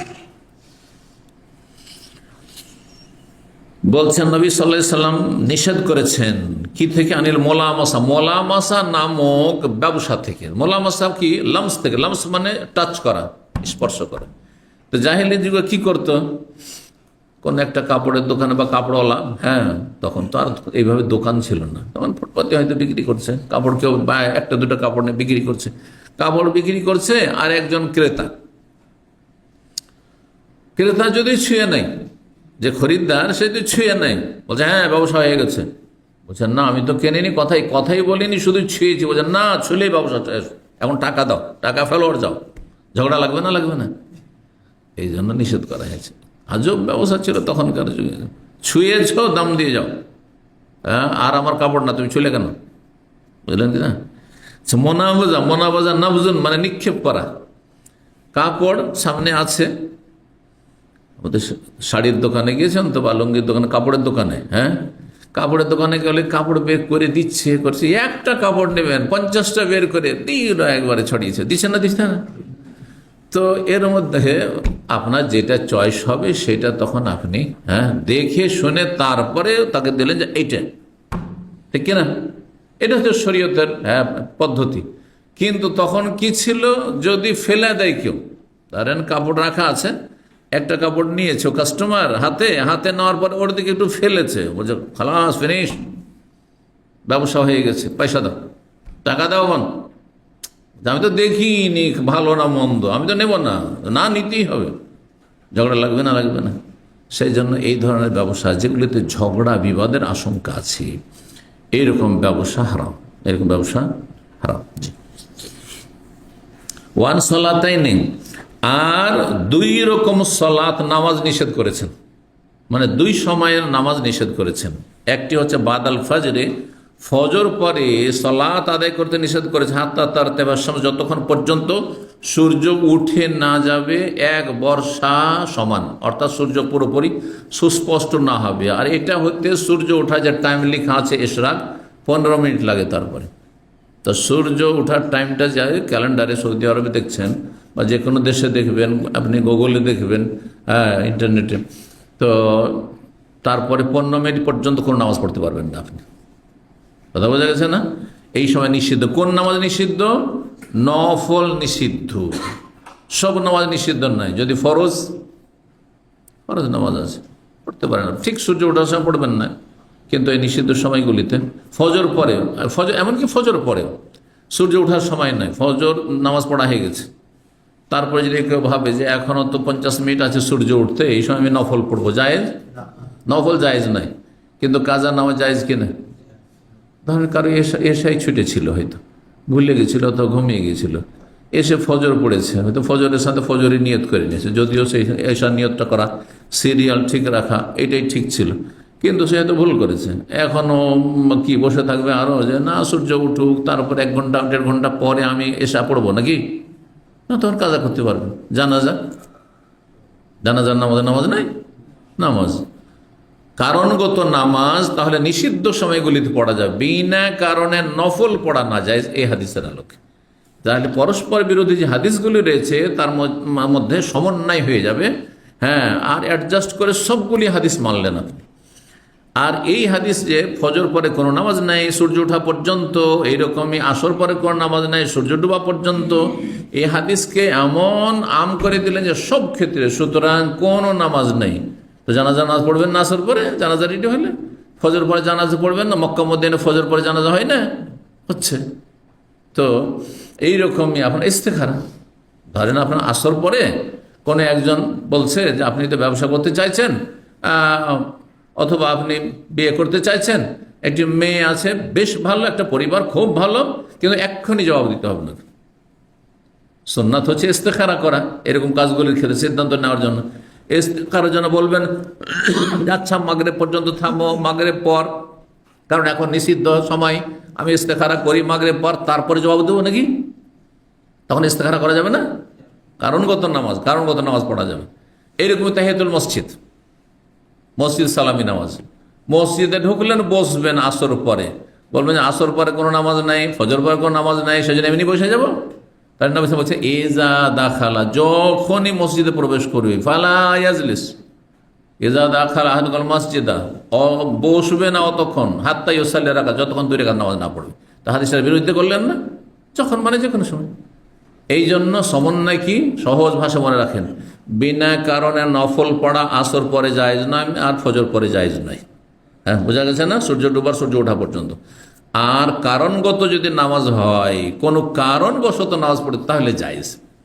এমনি নফল, সাধারণ নফল, বিনা কারণের নামাজ, কিন্তু যে কোনো কারণ যদি চলে আসে তাহলে সেটা কারণগত নামাজ। যেমন তাহিয়াতুল মসজিদে বসবো, সেই জন্য নামাজ দরকার, এখানে আমার এইরকমই আমি ইস্তেখারা করবো, সেজন্য নামাজ পড়া প্রয়োজন, এইরকমই যে কোনো জানাজা পড়বো ইত্যাদিতে কাজা আমার উপরে আছে, কাজা কাঁধে আছে, সুতরাং কাজা আর বিলম্ব না করে আমি যদি মরে যাই, সুতরাং আমি কাজাটা এখনই করে নেবো আসর পরে, কোনো অসুবিধা নেই। জি। ওবাদাল আসরে, আসর পরে সালাত নিষেধ করেছেন হাত্তা তাগিবা শামস, সূর্য অস্তমিত হওয়া পর্যন্ত। তাহলে দুই সময়ের নামাজ নিষেধ করেছেন, দুটো ব্যবসা নিষেধ করেছেন, আর দুই রকমের কাপড় নিষেধ করেছেন। ওই দুই রকম কাপড়টি আসছে।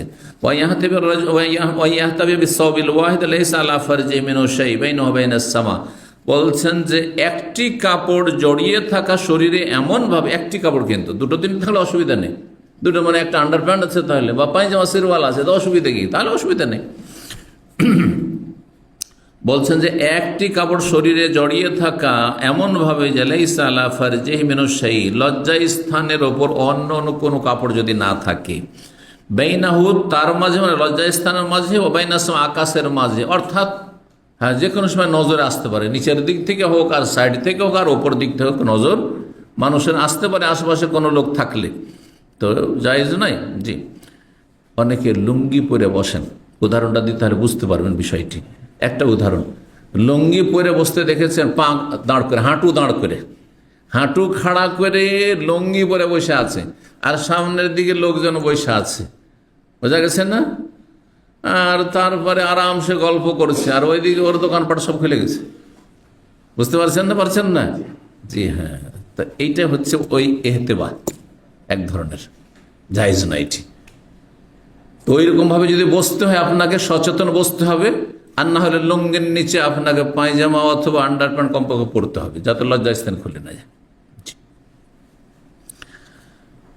ওয়াইয়াস্তামের সাম্মা, আর সাম্মা কাপড় জড়িয়ে রাখা, অর্থাৎ ছিদ্রবিহীন কাপড় শরীরে জড়িয়ে রাখা, এটাও নিষেধ। নিষেধ মানে হারাম না, মাকরু, কারণ আপনার তাতে ক্ষতি। হঠাৎ করে কোনো কাজে যেতে হবে, আপনার হাত বন্ধ হয়ে আছে, হ্যাঁ হাত বন্ধ, এখানে যদি সেলাই করা থাকে আর ঢুকিয়ে দিল, এখান পর্যন্ত যদি থাকে, ধরেন আর আমি ঢুকিয়ে দিয়েছি, তাহলে হাত তো বের করতে পারবো না, কাজকর্ম করবো কি দিয়ে। এইরকমই যদি এখান পর্যন্ত থাকে, খুব টাইট হয়ে থাকে, তাহলে তো ওটা বের করতে কষ্ট হবে আমরা, তো ইত্যাদি। এইরকম একটি ব্যাখ্যা। আর আরেকটি ব্যাখ্যা হচ্ছে যেটা বললাম যে লজ্জা স্থান খুলে যাওয়ার আশঙ্কা কিসের জন্য, সাইড থেকে কাপড়টা বাম দিক থেকে উঠিয়ে নেওয়ার জন্য। ব্যাখ্যাটি পরে আসছে এই পরের হাদিসটিতে। 5820 নম্বর হাদিস। হাদিস বর্ণনা করেছেন, আগের হাদিসই কিন্তু একটু লম্বা হয়ে এসছে।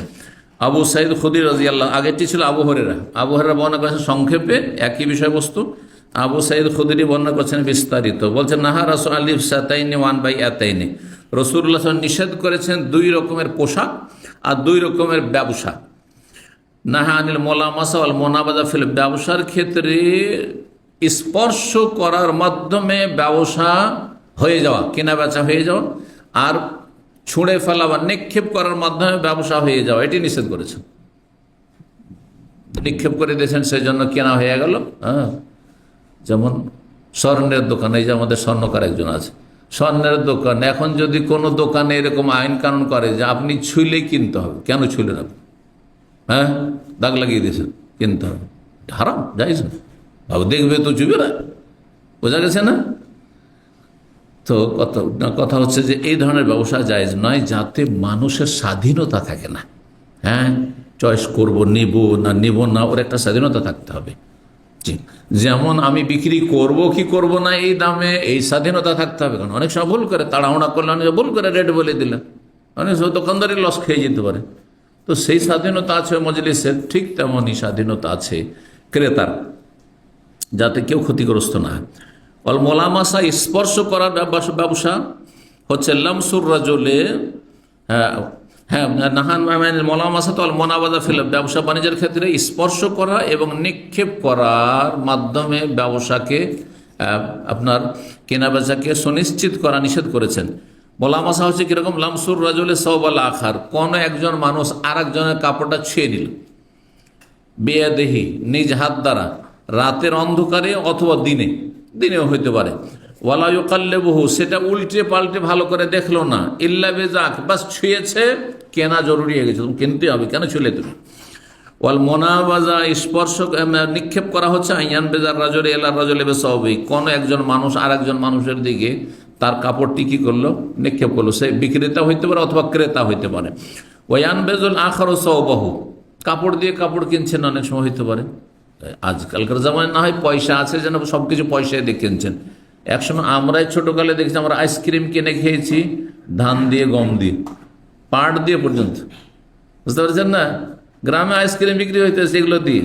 জি, তারপরে গ্রামে দেখতাম মাছ কিনতো, হ্যাঁ, খাদ্যদ্রব্য দিয়ে, কেউ গম দিয়ে, কেউ চাউল দিয়ে মাছ বিক্রি হইতে এসছে, আর ওই গ্রামে ওইভাবে কিনছে।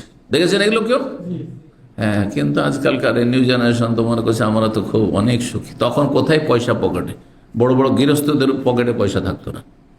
গরিব নয় তারা, যাদের 50 মন 100 মন 200 মন ধান গম হইতো, তাদেরও পকেটে পয়সা থাকতো না। ওই গম বেচবে আর ওই ধান বিক্রি করবে, গুড় বিক্রি করবে, তাহলে পয়সা পকেটে আসে। আর এত হিসাবই ছিল তখনকার লোকেরা যে বিক্রি করার সাথে সাথে জমি কিনে ফেলবে, যাতে পয়সা থাকলে তো যাবে কোথায়। আর ওই যুগে আমরা দেখতাম ব্যাংকে রাখা কেউ জানতো না, ব্যাংকে টাকা রাখাও প্রচলন আমাদের চোখের সামনে এগুলো হইলো আজকের থেকে 30-40 বছর আগে। তার আগে 50 বছর আগে ব্যাংকে রাখার সিস্টেমই ছিল না। কোথায় একটা ডিস্ট্রিক্ট টাউনে ব্যাংক আছে, ওই টাউন বাজারের লোকেরা বুঝে, আর নাহলে খুব শিক্ষিত লোক একটা কেউ হয়েছে এলাকায় একটা অ্যাকাউন্ট হয়তো খুলে রেখেছে। আল্লাহু আকবার, কি যে অবস্থা, কত দ্রুত পরিবর্তন পৃথিবীর। তো বলছেন যে কোন ব্যক্তি আরেক ব্যক্তির দিকে নিজের কাপড়টি নিক্ষেপ করলো, ওয়ামবেজুল আখার ও সবহ, তার কাপড়টি আরেকজন তার কাপড়টি তার দিকে নিক্ষেপ করলো, এখনো ভাই ওহমা আনগাইরে না জারিন ওয়ালা তারাজিন, আর এর মাধ্যমে তাদের ব্যবসা বাণিজ্য হয়ে গেল। দেখলো না কেউ কারো কাপড়, এবং কারো সম্মতির কোনো সুযোগ থাকলো না। না, ব্যবসা বাণিজ্য সম্মতির সুযোগ আছে, চিন্তা ভাবনা করবে, নেব কি নেব না, ডিসিশন নেবে, তারপরে বলবে। ও লিবসাতানে 2 রকমের পোশাক নিষেধ করেছেন। একটি ইস্তেমাল সাম্মা, ছিদ্রবিহীন পোশাক, অথবা এমন পোশাক যে পোশাক একটি কাপড় শরীরে জড়িয়ে রাখা আর বাম দিকের সাইডটিকে কাঁধের উপর উঠিয়ে রাখা। এই ব্যাখ্যাটি এখানে করেছেন। সাম্মা হচ্ছে কি, আইয়াজ আলা সওবাহু আলা আহাদে আতিকাইহি, শরীরে একটি কাপড় রয়েছে, তার একটি অংশ ডান দিক থেকে হোক অথবা বাম দিক থেকে হোক কাঁধের উপর উঠিয়ে রাখা। এখন একটাই যদি শুধু কাপড় থাকার এই দিক থেকে উঠিয়ে রাখেন কাঁধে বা ওই দিক থেকে উঠিয়ে রাখেন, তো লজ্জাস্থান খুলে যাবে। আর তারপরে বলছেন যে এরকম করলে কি হয়, ফায়াবুদ্দু আহাদু শিক্কাইহি লাইসা আলাইহি সাবুন, তাহলে তার একটি শরীর, একটি দিক, শরীরে একটি দিক প্রকাশ পেয়ে যাবে যেখানে কোনো কাপড় থাকবে না, কারণ একটি কাপড় শরীরে, আর উঠিয়ে কাঁধের উপর রেখে দিয়েছে।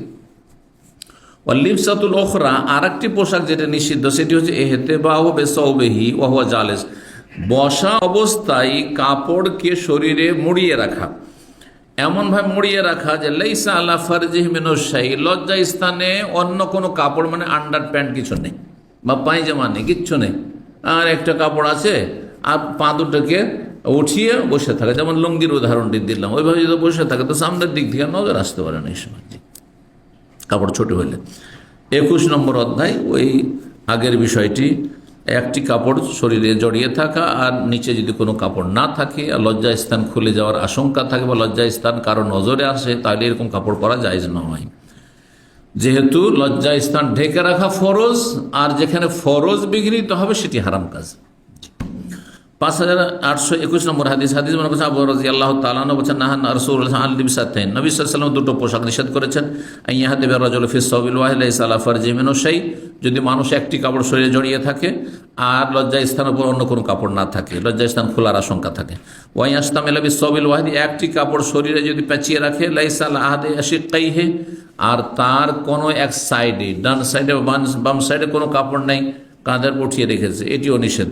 ওয়ানিল মোলামাসা ওয়াল মোনাবাজা, মোলামাসার মোনাবাজার ব্যবসা হারাম করে। এছাড়াও বিভিন্ন ব্যবসা জাহিলি যুগে ছিল, সেগুলো নিষেধ করা হয়েছে, কারণ সেগুলিতে মানুষের স্বাধীনতা থাকে না। তার একটি ব্যবসা ছিল বাইউল হাসাদ, কঙ্কর দিয়ে ব্যবসা করা।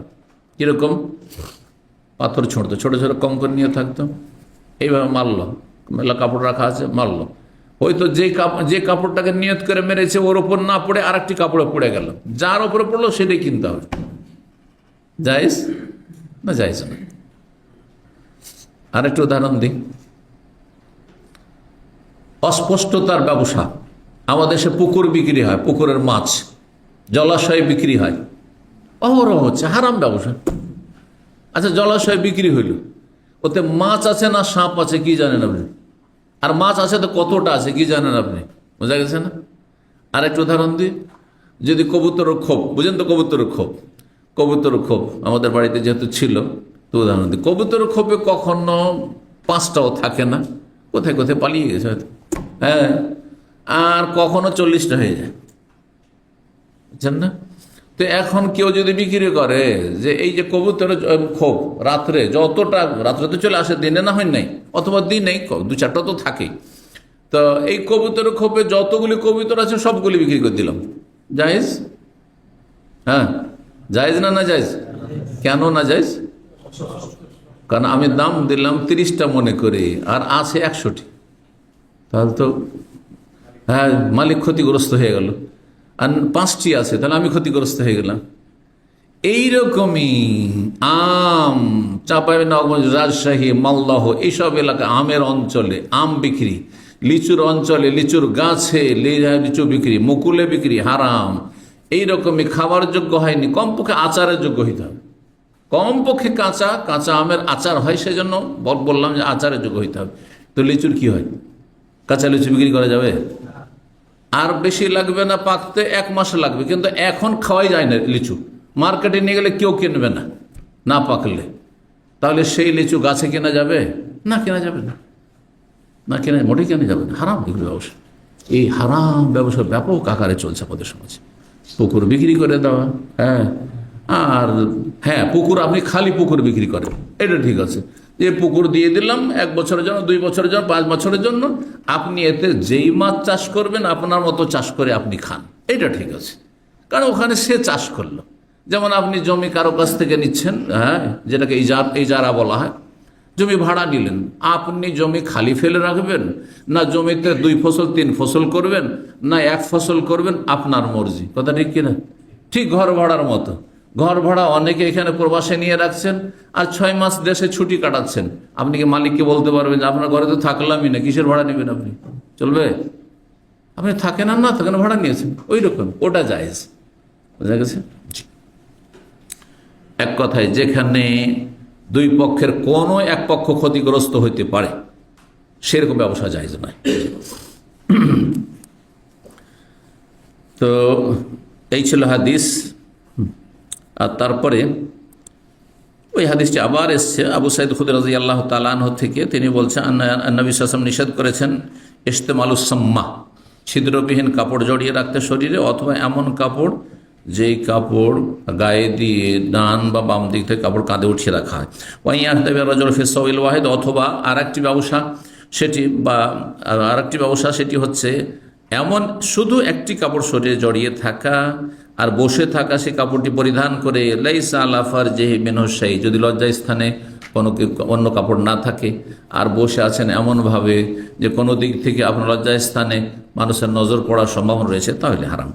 22 নম্বর বাবুল খামিসাতি সওদা, এই অধ্যায় হচ্ছে কালো নকশি চাদর সম্পর্কে, কালো নকশাওয়ালা কালো পশমি চাদর, খামিসা। খামিসা তাহলে বোঝা গেল পশমের হয়, সেটি সুতির হয় না, সুফ। হ্যাঁ, 2 নম্বর হয় সেটি নকশাওয়ালা হয়, আর সেটি যদি কালো রঙের হয় তো জায়েজ কিনা, কোনো অসুবিধা নেই, জায়েজ রয়েছে। 5823 নম্বর হাদিস বর্ণনা করছেন সাইদ আমর ইবনে সাইদ ইবনে আল-আস, তিনি বলছেন উম্মে খালেদ থেকে বর্ণনা করেন, উম্মে খালেদ বিনতে খালেদ, খালেদের মেয়ে উম্মে খালেদ, খালেদের মা, খালেদের মেয়েও আবার খালেদের মাও, তার মানে নানা আর নাতির নাম একই, তার অসুবিধা নেই। বাপ বেটার নাম, আরবদের মধ্যে তো বাপ বেটার নাম একরকম থাকতো। উতিয়ান নবী সাল্লাল্লাহু আলাইহি ওয়াসাল্লাম বিসিয়াবিন ফিহা খামিসাতুন সাওদা সাগীরা, নবী সাল্লাল্লাহু আলাইহি ওয়াসাল্লামের কাছে বেশ কিছু কাপড় নিয়ে আসা হইল, বেশ কিছু কাপড় নিয়ে আসা হইল। অনেক সময় অনেকে কাপড় বিভিন্ন জায়গা থেকে, কারো সাদাকার কাপড় হইতে পারে, অথবা আপনার অন্য কিছু হইতে পারে, যাকাত হইতে পারে, সে আবার জিজিয়ার হইতে পারে, আপনার বলছে আরও কিছু হইতে পারে। তো কাপড় নিয়ে আসা হলো বাইতুল মাল, এক কথায় কাপড় আসলো, চাদর আসলো, সেগুলি খামিসা এখানে বলা হয়েছে, বেসিয়াবিন ফিহা খামিসাতুন, বেশ কিছু কাপড় নিয়ে আসা হলো, তাতে কালো রঙের নকশাওয়ালা পশমি ছোট চাদর ছিল, সাগীরা, ছোট চাদর ছিল। ফাকালা, নবী সাল্লাল্লাহু বললেন, মান তারাউনা নাকসু হাযিহি, ওই একটি কালো পশমি ছোট যে চাদরটি ছিল, সাহাবীদেরকে জিজ্ঞেস করলেন যে তোমরা কি মনে করো যে আমি এই কাপড়টি কাকে দেব, কাকে পরাবো, মানে কাকে দেব আমি। ফাসাকাতাল কওম, যারা এখানে উপস্থিত ছিলেন সাহাবায়ে কেরাম, তারা সবাই নীরব হয়ে গেলেন। তারা তো জানেন না যে কাকে দেবেন। নবী সাল্লাল্লাহু নিয়ত করেছেন কোন একজনকে দেবেন, এই ছোট্ট কাপড়টি দেবেন কাউকে। তো সবাই চুপ থাকলেন। কালা, তখন নবী সাল্লাল্লাহু বলেন, ইতুনি বিউম্মে খালেদ, উম্মে খালেদকে নিয়ে আস। উম্মে খালেদকে যখন নিয়ে আসতে বলা হইল, তখন তিনি ছোট্ট মেয়ে ছিলেন, কন্যা ছিলেন, নাবালিকা ছিলেন। পরে বড় হওয়ার পরে তার ছেলে খালেদ হয়েছে, আর নাম হয়েছে তার উম্মে খালেদ। বোঝা গেছে না? মনে হচ্ছে যে খালেদের মা, আবার খালেদের মাকে নিয়ে আসা হচ্ছে ফাউতিয়া বেহা তোহমাল, তাকে বহন করে নিয়ে আসা হলো। বড় মেয়ে যদি হয়তো ওকে আবার বহন করে কেন নিয়ে আসবে? তার বোঝা গেল যে তার বয়স কি ছিল, অল্প ছিল, হয়তো 3 বছর 4 বছর 5 বছর এরকম ছিল। তো কেউ কোলে করে নিয়ে আসলো তাকে। ফাখাযাল খামিসাতা বিয়াদিহি, তারপর নবী সাল্লাল্লাহু আলাইহি সাল্লাম সেই নকশাওয়ালা চাদরটি নিজ হাতে নিলেন। ফাল বাসাহা, আর সেই মেয়েটিকে, কচি মেয়েটিকে পরিয়ে দিলেন। ওয়াকাল, আর বললেন, আবলি ও আখলেকি, এটিকে পুরানো করো এবং তুমি ছিঁড়ে ফেলো। কি অর্থ? এর একটা অর্থ আছে। পুরানো করো মানে সাথে সাথে পুরানো হবে? তো পুরানো করলে ওই যে পুরানো করবে তাকে দীর্ঘায়িত হইতে হবে না, হয় না? দীর্ঘদিন বাঁচতে হবে কি হবে না? হ্যাঁ। আর যদি এটা ছেঁড়া পর্যন্ত থাকতে হয় তাহলে আরো দীর্ঘ হবে কি না? হ্যাঁ। তো নবী সাল্লাল্লাহু আলাইহি ওয়াসাল্লাম বললেন যে পুরানো করো এই কাপড়টিকে, আর এটিকে ছিঁড়ে ফেলো, অর্থাৎ আল্লাহ তোমাকে দীর্ঘায়িত করুক, নেক হায়াত দিক, লম্বা হায়াত দিক। তো এটা হচ্ছে ভাষার অলঙ্কার, ভাষার অলঙ্কার। ওয়াকানা ফিহা আলামুন আখদার আসফার, তাতে নকশা ছিল সবুজ রঙের অথবা হলুদ রঙের। তো হলুদ নকশা অথবা সবুজ নকশা জায়েজ, অন্য রঙের কালো কাপড়ের ওপর। ফাকালা ইয়া উম্মে খালিদ, তারপর নবী সাল্লাল্লাহু আলাইহি ওয়াসাল্লাম ওকে বললেন, হে উম্মে খালিদ। অনেক সময় উম্মে খালিদ নামও থাকতে পারে। বলছে হাজা সানা, হাজা সানা। সানা কথাটি হাবশি ভাষা, আরবি ভাষা নয়, আবেসিনিয়ার ভাষা, আফ্রিকার ভাষা। কেন বললেন নবী সাল্লাল্লাহু আলাইহি ওয়াসাল্লাম? এই মেয়েটিকে ওর বাবা মা ছোটকালে যখন হিজরত করে তখন মক্কা থেকে নিয়ে গিয়েছিল, না হলে ওখানে গিয়ে ভূমিষ্ঠ হয়েছিল। তো ছোট বাচ্চা কিন্তু অন্যের ভাষা তাড়াতাড়ি শিখে নেয়। তো অল্প কিছু সময় যে হাবশাতে মেয়েটি ছিল, ওখানে হাবশার ভাষা শিখে ফেলেছিল। তো নবী সাল্লাল্লাহু আলাইহি ওয়াসাল্লাম তাকে আদর করে হাবশি ভাষায় কথা বলেছেন।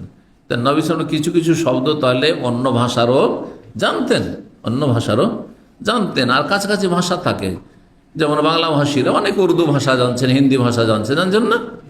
তারপরে যারা কেরালাদের আশেপাশে থেকেছেন অনেক কেরালা ভাষা জানছেন, তামিল ভাষা জানছেন তাদের সাথে থাকার কারণে। এমনকি ফিলিপাইনি ভাষা অনেকে শিখে ফেলেছেন, হ্যাঁ, ইন্দোনেশীয় ভাষা শিখে ফেলেছেন, অথবা 2-1 বাক্য জানছেন। তো ওটা দিয়ে মানুষ যখন কোনো ভাষাভাষী হয় না আর সেই ভাষাগুলি 2-1 বলে, তো অনেক সময় রসিকতা হয়। ওতে রসিকতা যদি সেটাকে ভালোভাবে নেই তাহলে জায়েজ, আর যদি সেটাকে সে তার মানহানি মনে করে যে আমার সাথে ঠাট্টা উপহাস করলো, মস্কারা করলো, তাহলে জায়েজ না। কিন্তু যেমন আপনাদেরকে অনেক অন্য ভাষাভাষীরা, আরবি ধরেন অথবা উর্দু ভাষী, হ্যাঁ কেমন আছো, তো অনেক সময় অনেকে মাইন্ড করে না এটা, আবার অনেকে হাসে, কোনো ব্যাপার না, কারণ তার সাথে একটা খাতির আছে, আপনাকে বলছে তো আপনি হাসছেন, কোনো ব্যাপার না এটা। কিন্তু এমন একজন বলছে এমন ভঙ্গিমাতে, অথবা তার সাথে পরিচয় নাই, পূর্ব কোনো খাতির নাই, আর আপনাকে বলছে, তাহলে আপনি সেটাকে মনে করবেন যে আমাকে ব্যঙ্গ করছে, হ্যাঁ আমাকে নিয়ে হাসাহাসি করছে। তো এই জন্য সবসময় কথা বলার ক্ষেত্রে চিন্তা করতে হবে, কারো নাম ধরে ডাকার ক্ষেত্রে অথবা কোনো ভাষা বলার ক্ষেত্রে। জি, এই জন্য আরবিদের সাথে আরবি বলতে গিয়ে আপনি দেখবেন যে যদি আরবি বলতে গিয়ে ও যদি খুশি হয় তাহলে আরবি বলবেন, আর যদি আরবি জানেন না আর কি থেকে কি বলে বসে থাকেন তাহলে সাবধান। জি, যে কোনো ভাষার ক্ষেত্রে।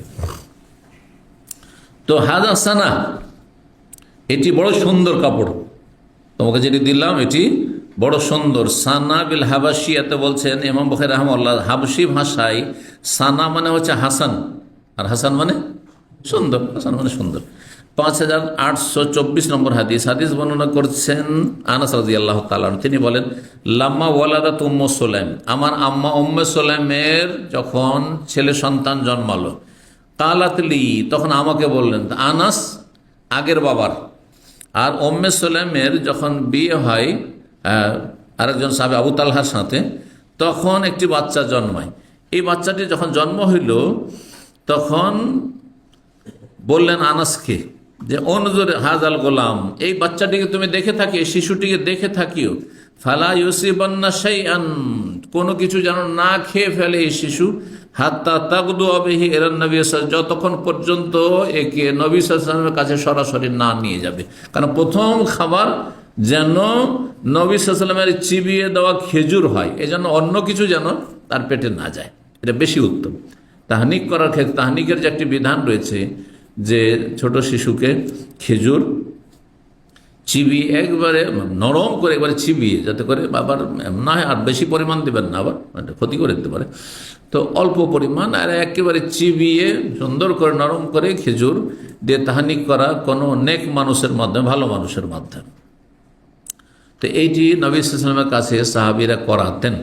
একদল বলছে এটি নবীর জন্য খাস, অন্যকে দিয়ে চলবে না, কিন্তু অন্যরা বলছেন না, অন্য যে কোনো ভালো মানুষকে দিয়ে তাহানিক করা সুন্নাত। তো এই তাহনিক করার জন্য বলছেন যে তাকে কোনো কিছু খেতে দিও না যতক্ষণ নবী সাল্লাল্লাহু আলাইহি ওয়াসাল্লামের কাছে না নিয়ে যাবে। ইউহান্নিকুহু, নবী সাল্লাল্লাহু আলাইহি ওয়াসাল্লাম তাকে তাহনিক করে দেবেন, অর্থাৎ খেজুর চিবিয়ে তার মুখে এর তালুতে দিয়ে দেবেন। ফাগাদাউতু বিহি, আনাস বলছেন তাকে নিয়ে আমি সকাল সকাল চললাম। ফায়দা হুয়া ফি হায়াতিন, গিয়ে দেখি নবী সাল্লাল্লাহু আলাইহি ওয়াসাল্লাম একটি বাগানে রয়েছেন। হায়াত মানে প্রাচীর দিয়ে ঘেরা বাগান। আগের যুগে প্রাচীর দিয়ে ঘেরা থাকতো, বেড়া দিয়ে ঘেরা বাগান থাকতো, এখন তো খোলা বাগান অনেকে থাকে। আমার ঘেরা বাগানও আছেন, যেমন এই যে ফার্মগুলো, মাজরাগুলোতে দেখবেন যে বিভিন্ন ফল মূলের যে মাজরা বা ফার্ম রয়েছে এখানে, সেগুলো ঘেরা। তো আমি সকাল সকাল নিয়ে গেলাম, গিয়ে দেখি যে নবী সাল্লাল্লাহু আলাইহি ওয়াসাল্লাম একটি বাগানে অবস্থান করছেন। ওয়ালাইহি খামিসাতুন হুরাইসিয়াতুন, সেই সময় নবী সাল্লাল্লাহু আলাইহি ওয়াসাল্লামের গায়ে, শরীরে একটি চাদর ছিল, হোরাইসি চাদর। হোরাইসি চাদর মানে একজন হোরাইস নামক ব্যক্তির সাথে সম্পৃক্ত করা হয়েছে, যাদের এই পেশা ছিল এই চাদরগুলি বোনানো বা তৈরি করা। ওয়াহুয়া ইয়াসেম, সেই সময় নবী কি করছিলেন ওই বাগানে, বলছে ওয়াহুয়া ইয়াসেম ও জাহরা আল্লাযী কাদেমা আলী ফিল ফাতহি, তিনি সেই বাহনটি, সেই উটটিকে চিহ্নিত করছিলেন যেই উটটির পিঠে চেপে মক্কা বিজয়ের সফর থেকে ফিরে এসেছেন।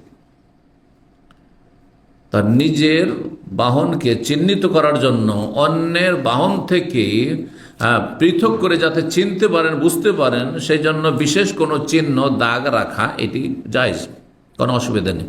সেই দাগ দিতে গিয়ে যদি কষ্ট হয়, এই জাতি দাগ দিতে গিয়ে যদি সেই পশুর কষ্ট হয়, যেমন এখানে উটকে দাগ দেওয়া, চিহ্নিত, কি দিয়ে চিহ্নিত করতো? লোহাকে গরম করতো।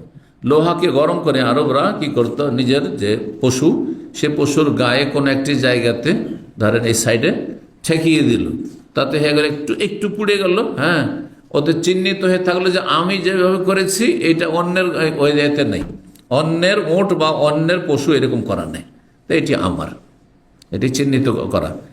এইরকমই আমাদের সমাজে চিহ্নিত করে। উদাহরণ দিতে হলে বুঝবেন, অনেক সময় কবুতর হয় কি, আপনার খোপ থেকে বেরিয়ে অন্যের খোপে চলে যায়, আর কবুতর যদি চিহ্নিত না করা থাকে তো চেনা মুশকিল, বা আপনার খোপে বেশি হয়ে চলে এসেছে আর আপনি হারাম খেতে চান না, কেন পরের কবুতর আমি খেতে যাব, সুতরাং আপনি আপনার কবুতরটা চিহ্নিত করতে যান। এই ক্ষেত্রে কি করে জানেন?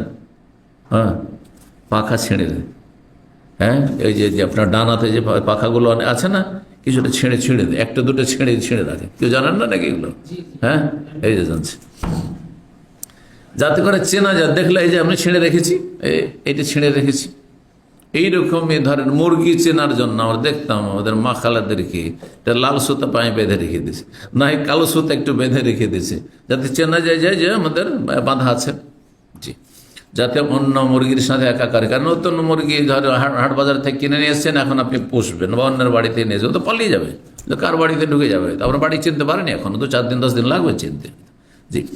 তো এইরকম মশলাগুলি হাদিস থেকে ইস্তেমাদ করা যেতে পারে, চিহ্নিত করা যেতে পারে, যদিও চিহ্ন দেওয়ার জন্য একটু পশুকে কষ্ট দিতে হয়, যেটা অনেক বেশি না হয়, কিন্তু কষ্ট হলেও অসুবিধা নেই, জায়েজ। 23 নম্বর অধ্যায় বলছেন বাবু সিয়াবিল খোঁজ। এই অধ্যায় হচ্ছে সবুজ কাপড় পরিধান করা। সবুজ কাপড় জায়েজ, পুরুষদের জন্য, মহিলার জন্য জায়েজ। 5825 নম্বর হাদিস বর্ণনা করেছেন ইকরামা, তিনি বর্ণনা করছেন আন্না রেফাত আল্লাহ ইমরাত, রেফা নামক একজন সাহাবী তার স্ত্রীকে তালাক দিয়েছিল, 3 তালাকে হয়ে গেছিল।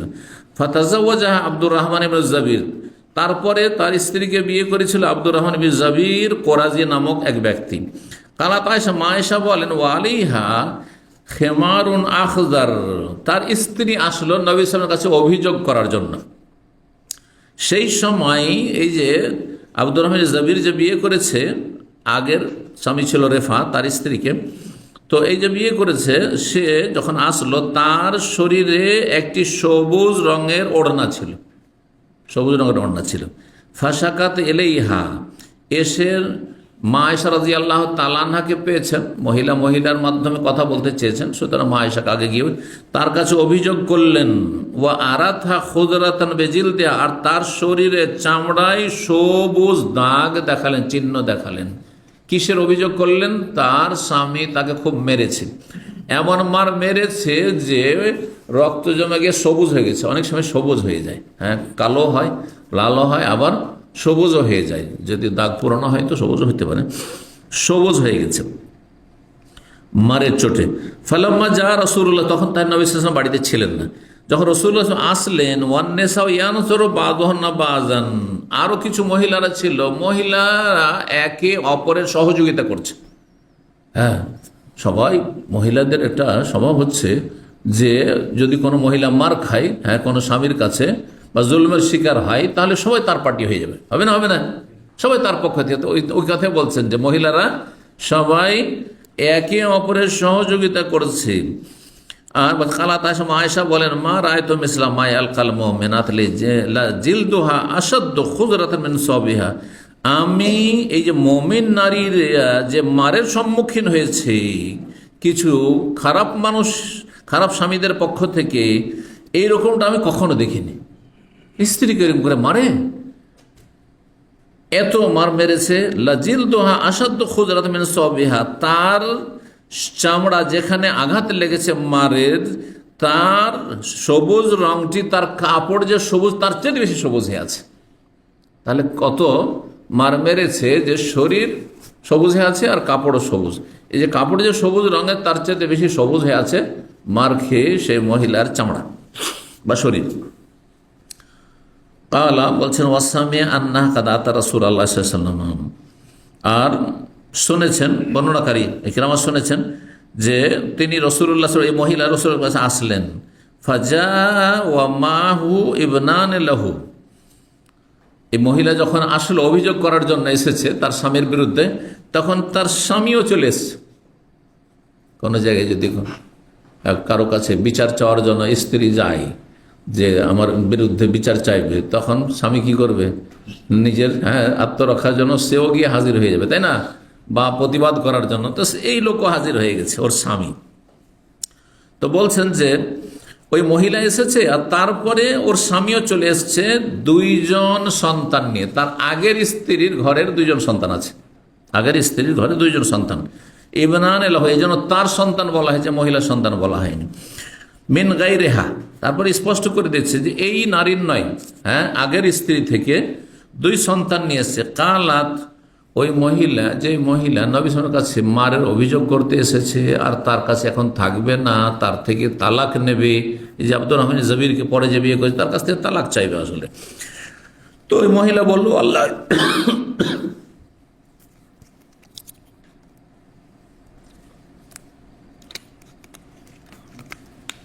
মহিলা বলল, ওয়াল্লাহি, আল্লাহর কসম করে বলছি, মালি ইলাইহি মিন যামবিন, আমার কোনো অপরাধ নেই, হ্যাঁ, তার ক্ষেত্রে। ইল্লা আন্না মা মাহু লাইসা বিআগনা আন্নি মিন হাযিহি, তবে তার যে গুপ্তাঙ্গ রয়েছে, হ্যাঁ, তার যে গুপ্তাঙ্গ রয়েছে সেটি আমার কোনো কাজে আসে না, আর যেমনটা এইরকম।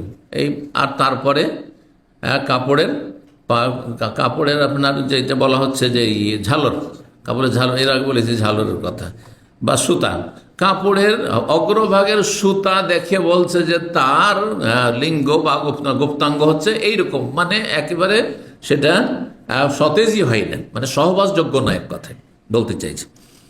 ওয়াখাদাত হুদবাতাম মিন সবেহা, আর এই মহিলা তার কাপড়ের একটি ঝালর বা সুতা ধরে নবী সাল্লাল্লাহু আলাইহি ওয়াসাল্লামকে দেখিয়ে দিচ্ছেন। তো খানিকটা যেন নির্লজ্জতা হচ্ছে, তো মা আয়েশা রাদিয়াল্লাহু তাআলা এর আপত্তি করেছেন, এ কেমন মহিলা হইল, একবারে এইভাবে স্পষ্ট ভাষায় বলছে এই ধরনের কথা। স্বামী কিন্তু হাজির হয়ে গেছে এখানে। আগের হাদিসে স্বামী ওই লম্বা ঘটনা ছিল না, এখানে বিস্তারিত ঘটনা চলে এসছে। আগেও কিন্তু এই হাদিসটা গিয়েছে আগে। ফাকাল, ওই স্বামী বলছে, কাযাবাতু আল্লাহি ইয়া রাসূলুল্লাহ, হে আল্লাহ রসুল, আমার এই স্ত্রী আমার বিরুদ্ধে অভিযোগ করতে এসে মিথ্যা কথা বলছে, যে আমার যৌন ক্ষমতা নেই, হ্যাঁ আমি কিছু তাকে পারি না, হ্যাঁ সন্তুষ্ট করতে পারি না, একবারে মিথ্যা কথা প্রতিবাদ করে সে বলছে। ইন্নী লাআনফুযুহা নাফযাল আদিমে, সে ও একবার স্পষ্ট ভাষায়, আমি তাকে ধোলাই করি চামড়া ধোলাই করার মতো করে। চামড়া যেমন ধোলাই করে সেরকম আমি ধোলাই করি, মানে আমি দীর্ঘ সময় ধরে সহবাস করি, যে কথা বলতে দীর্ঘ সময় ধরে সহবাস করি। ওয়ালাকিন্নাহা নাসিজুন, তবে এই নারী হচ্ছে অবাধ্য, স্বামীর অবাধ্য, আমার স্ত্রী হচ্ছে স্বামীর অবাধ্য। একে অপরের বিরুদ্ধে এখন অভিযোগ চলছে। তরিদ রেফা, সে তার আগের স্বামীর কাছে ফিরে যেতে চায়, আমার কাছে থাকবে না, আসলে আগের স্বামী রেফা ছিল, ওর কাছে ফিরে যেতে চায়, এইটা হচ্ছে ওর উদ্দেশ্য। ফাকাল রাসূলুল্লাহ সাল্লাল্লাহু আলাইহি ওয়াসাল্লাম বললেন, ফাইন কানা যালিকা, ঘটনা যদি এমনটাই হয় যে আগের স্বামীর কাছে ফিরে যেতে চাই, লাম তাহিল্লি লাহু, তাহলে এই শোনো, তুমি অতক্ষণ হালাল হবে না আগের স্বামীর জন্য, আও লাম তাসলহি লাহু, তার জন্য যোগ্য হবে না, মানে বৈধ হবে না, হাত্তা ইয়াযুকা মিন ওসাইলাতে, যতক্ষণ পর্যন্ত তোমার এই স্বামী তোমার মধুর স্বাদ গ্রহণ না করে, মানে সহবাস না হবে, কমপক্ষে একবার সহবাস হইতে হবে। কালা ওয়া আবসারা মাহু ইবনাইন লাহু, তারপর নবী সাল্লাল্লাহু আলাইহি ওয়াসাল্লাম দেখছেন যে এই লোকটি, যে পুরুষ লোকটি এসছে, ওর স্বামী, যেমন অভিযোগ এসেছে, তো ওর স্বামী চলে এসেছে, তো স্বামীর সাথে দুটো সন্তান দেখছেন। তখন বললেন, বানু কাহাউলাই, এগুলি তোমার সন্তান, তোমার ছেলে? কালার নাম, ওই সাহাবী বলছেন আব্দুর রহমান বিন জাবির, যে হ্যাঁ এগুলো আমার ছেলে। কালা, তখন নবী বললেন, হাযাল্লাযী তাজউমিনা মা তাজউমিন, এর দুটো সন্তান আছে আগের স্ত্রী থেকে, আর তুমি বলছো যে তার গুপ্তাঙ্গে কোনো ক্ষমতা নেই, এটা কেমন কথা হইলো? তাহলে এই বাচ্চাগুলো হইল কোত্থেকে? বুঝতে পারছেন না? তার বোঝা যাচ্ছে মহিলা একটু অতিরঞ্জন করে বলেছে, হয়তো মার খেয়েছে, অসন্তুষ্ট, তারপরে আগের স্বামী তার চাইতে বেটার মনে হয়েছে, এর চাইতে অনেক বেটার মনে হয়েছে, সেই জন্য আর এর সাথে সংসার করবে না, চলে যেতে চায়। তখন তিলকে তাল করে বর্ণনা করেছে যে এ আমার হক আর শারীরিক হক আদায় করতে পারছে না। এর সম্পর্কে তোমার এই ধারণা, যে ধারণা তুমি পোষণ করলে, ফাওয়াল্লাহি লাহুম আশবাহু বিহি মিনাল গোরাবি বিল গোরাব, আল্লাহর কসম করে বলছি, এই ছেলেগুলির সদৃশ্যতা তার বাবার সাথে ঠিক ওই রকমই, যেমন একটি কাক আর একটি কাকের সাথে সদৃশ্যতা রাখে। দুটো কাক যদি থাকে পাশাপাশি, আপনি পার্থক্য করতে পারবেন, একটু পরে এদিক ওদিক হয়ে যাওয়ার পরে কোনটা আগে দেখলাম কোনটা পরে দেখলাম। কাকের রং যেন হুবহু একই রকম, ঠিক তেমনি বাপ বেটাই, যে দুটো ছেলে আর ওর বাবার একই রকম, তার মানে এর বীর্য থেকে পয়দা হয়েছে। তাহলে এর যদি যৌন ক্ষমতাই না থাকবে, যে অভিযোগ করলে, তাহলে এর বীর্য থেকে কি করে পয়দা হইল? বোঝা গেছে? জি হ্যাঁ, এখানে আজকের আলোচনা শেষ করি। ওয়া জাযাকুমুল্লাহু খাইরান ওয়া সাল্লাল্লাহু ওয়া সাল্লাম আলা নবিয়িনা মুহাম্মদ ওয়া আলা আলিহি ওয়া সাহবিহি আজমাইন।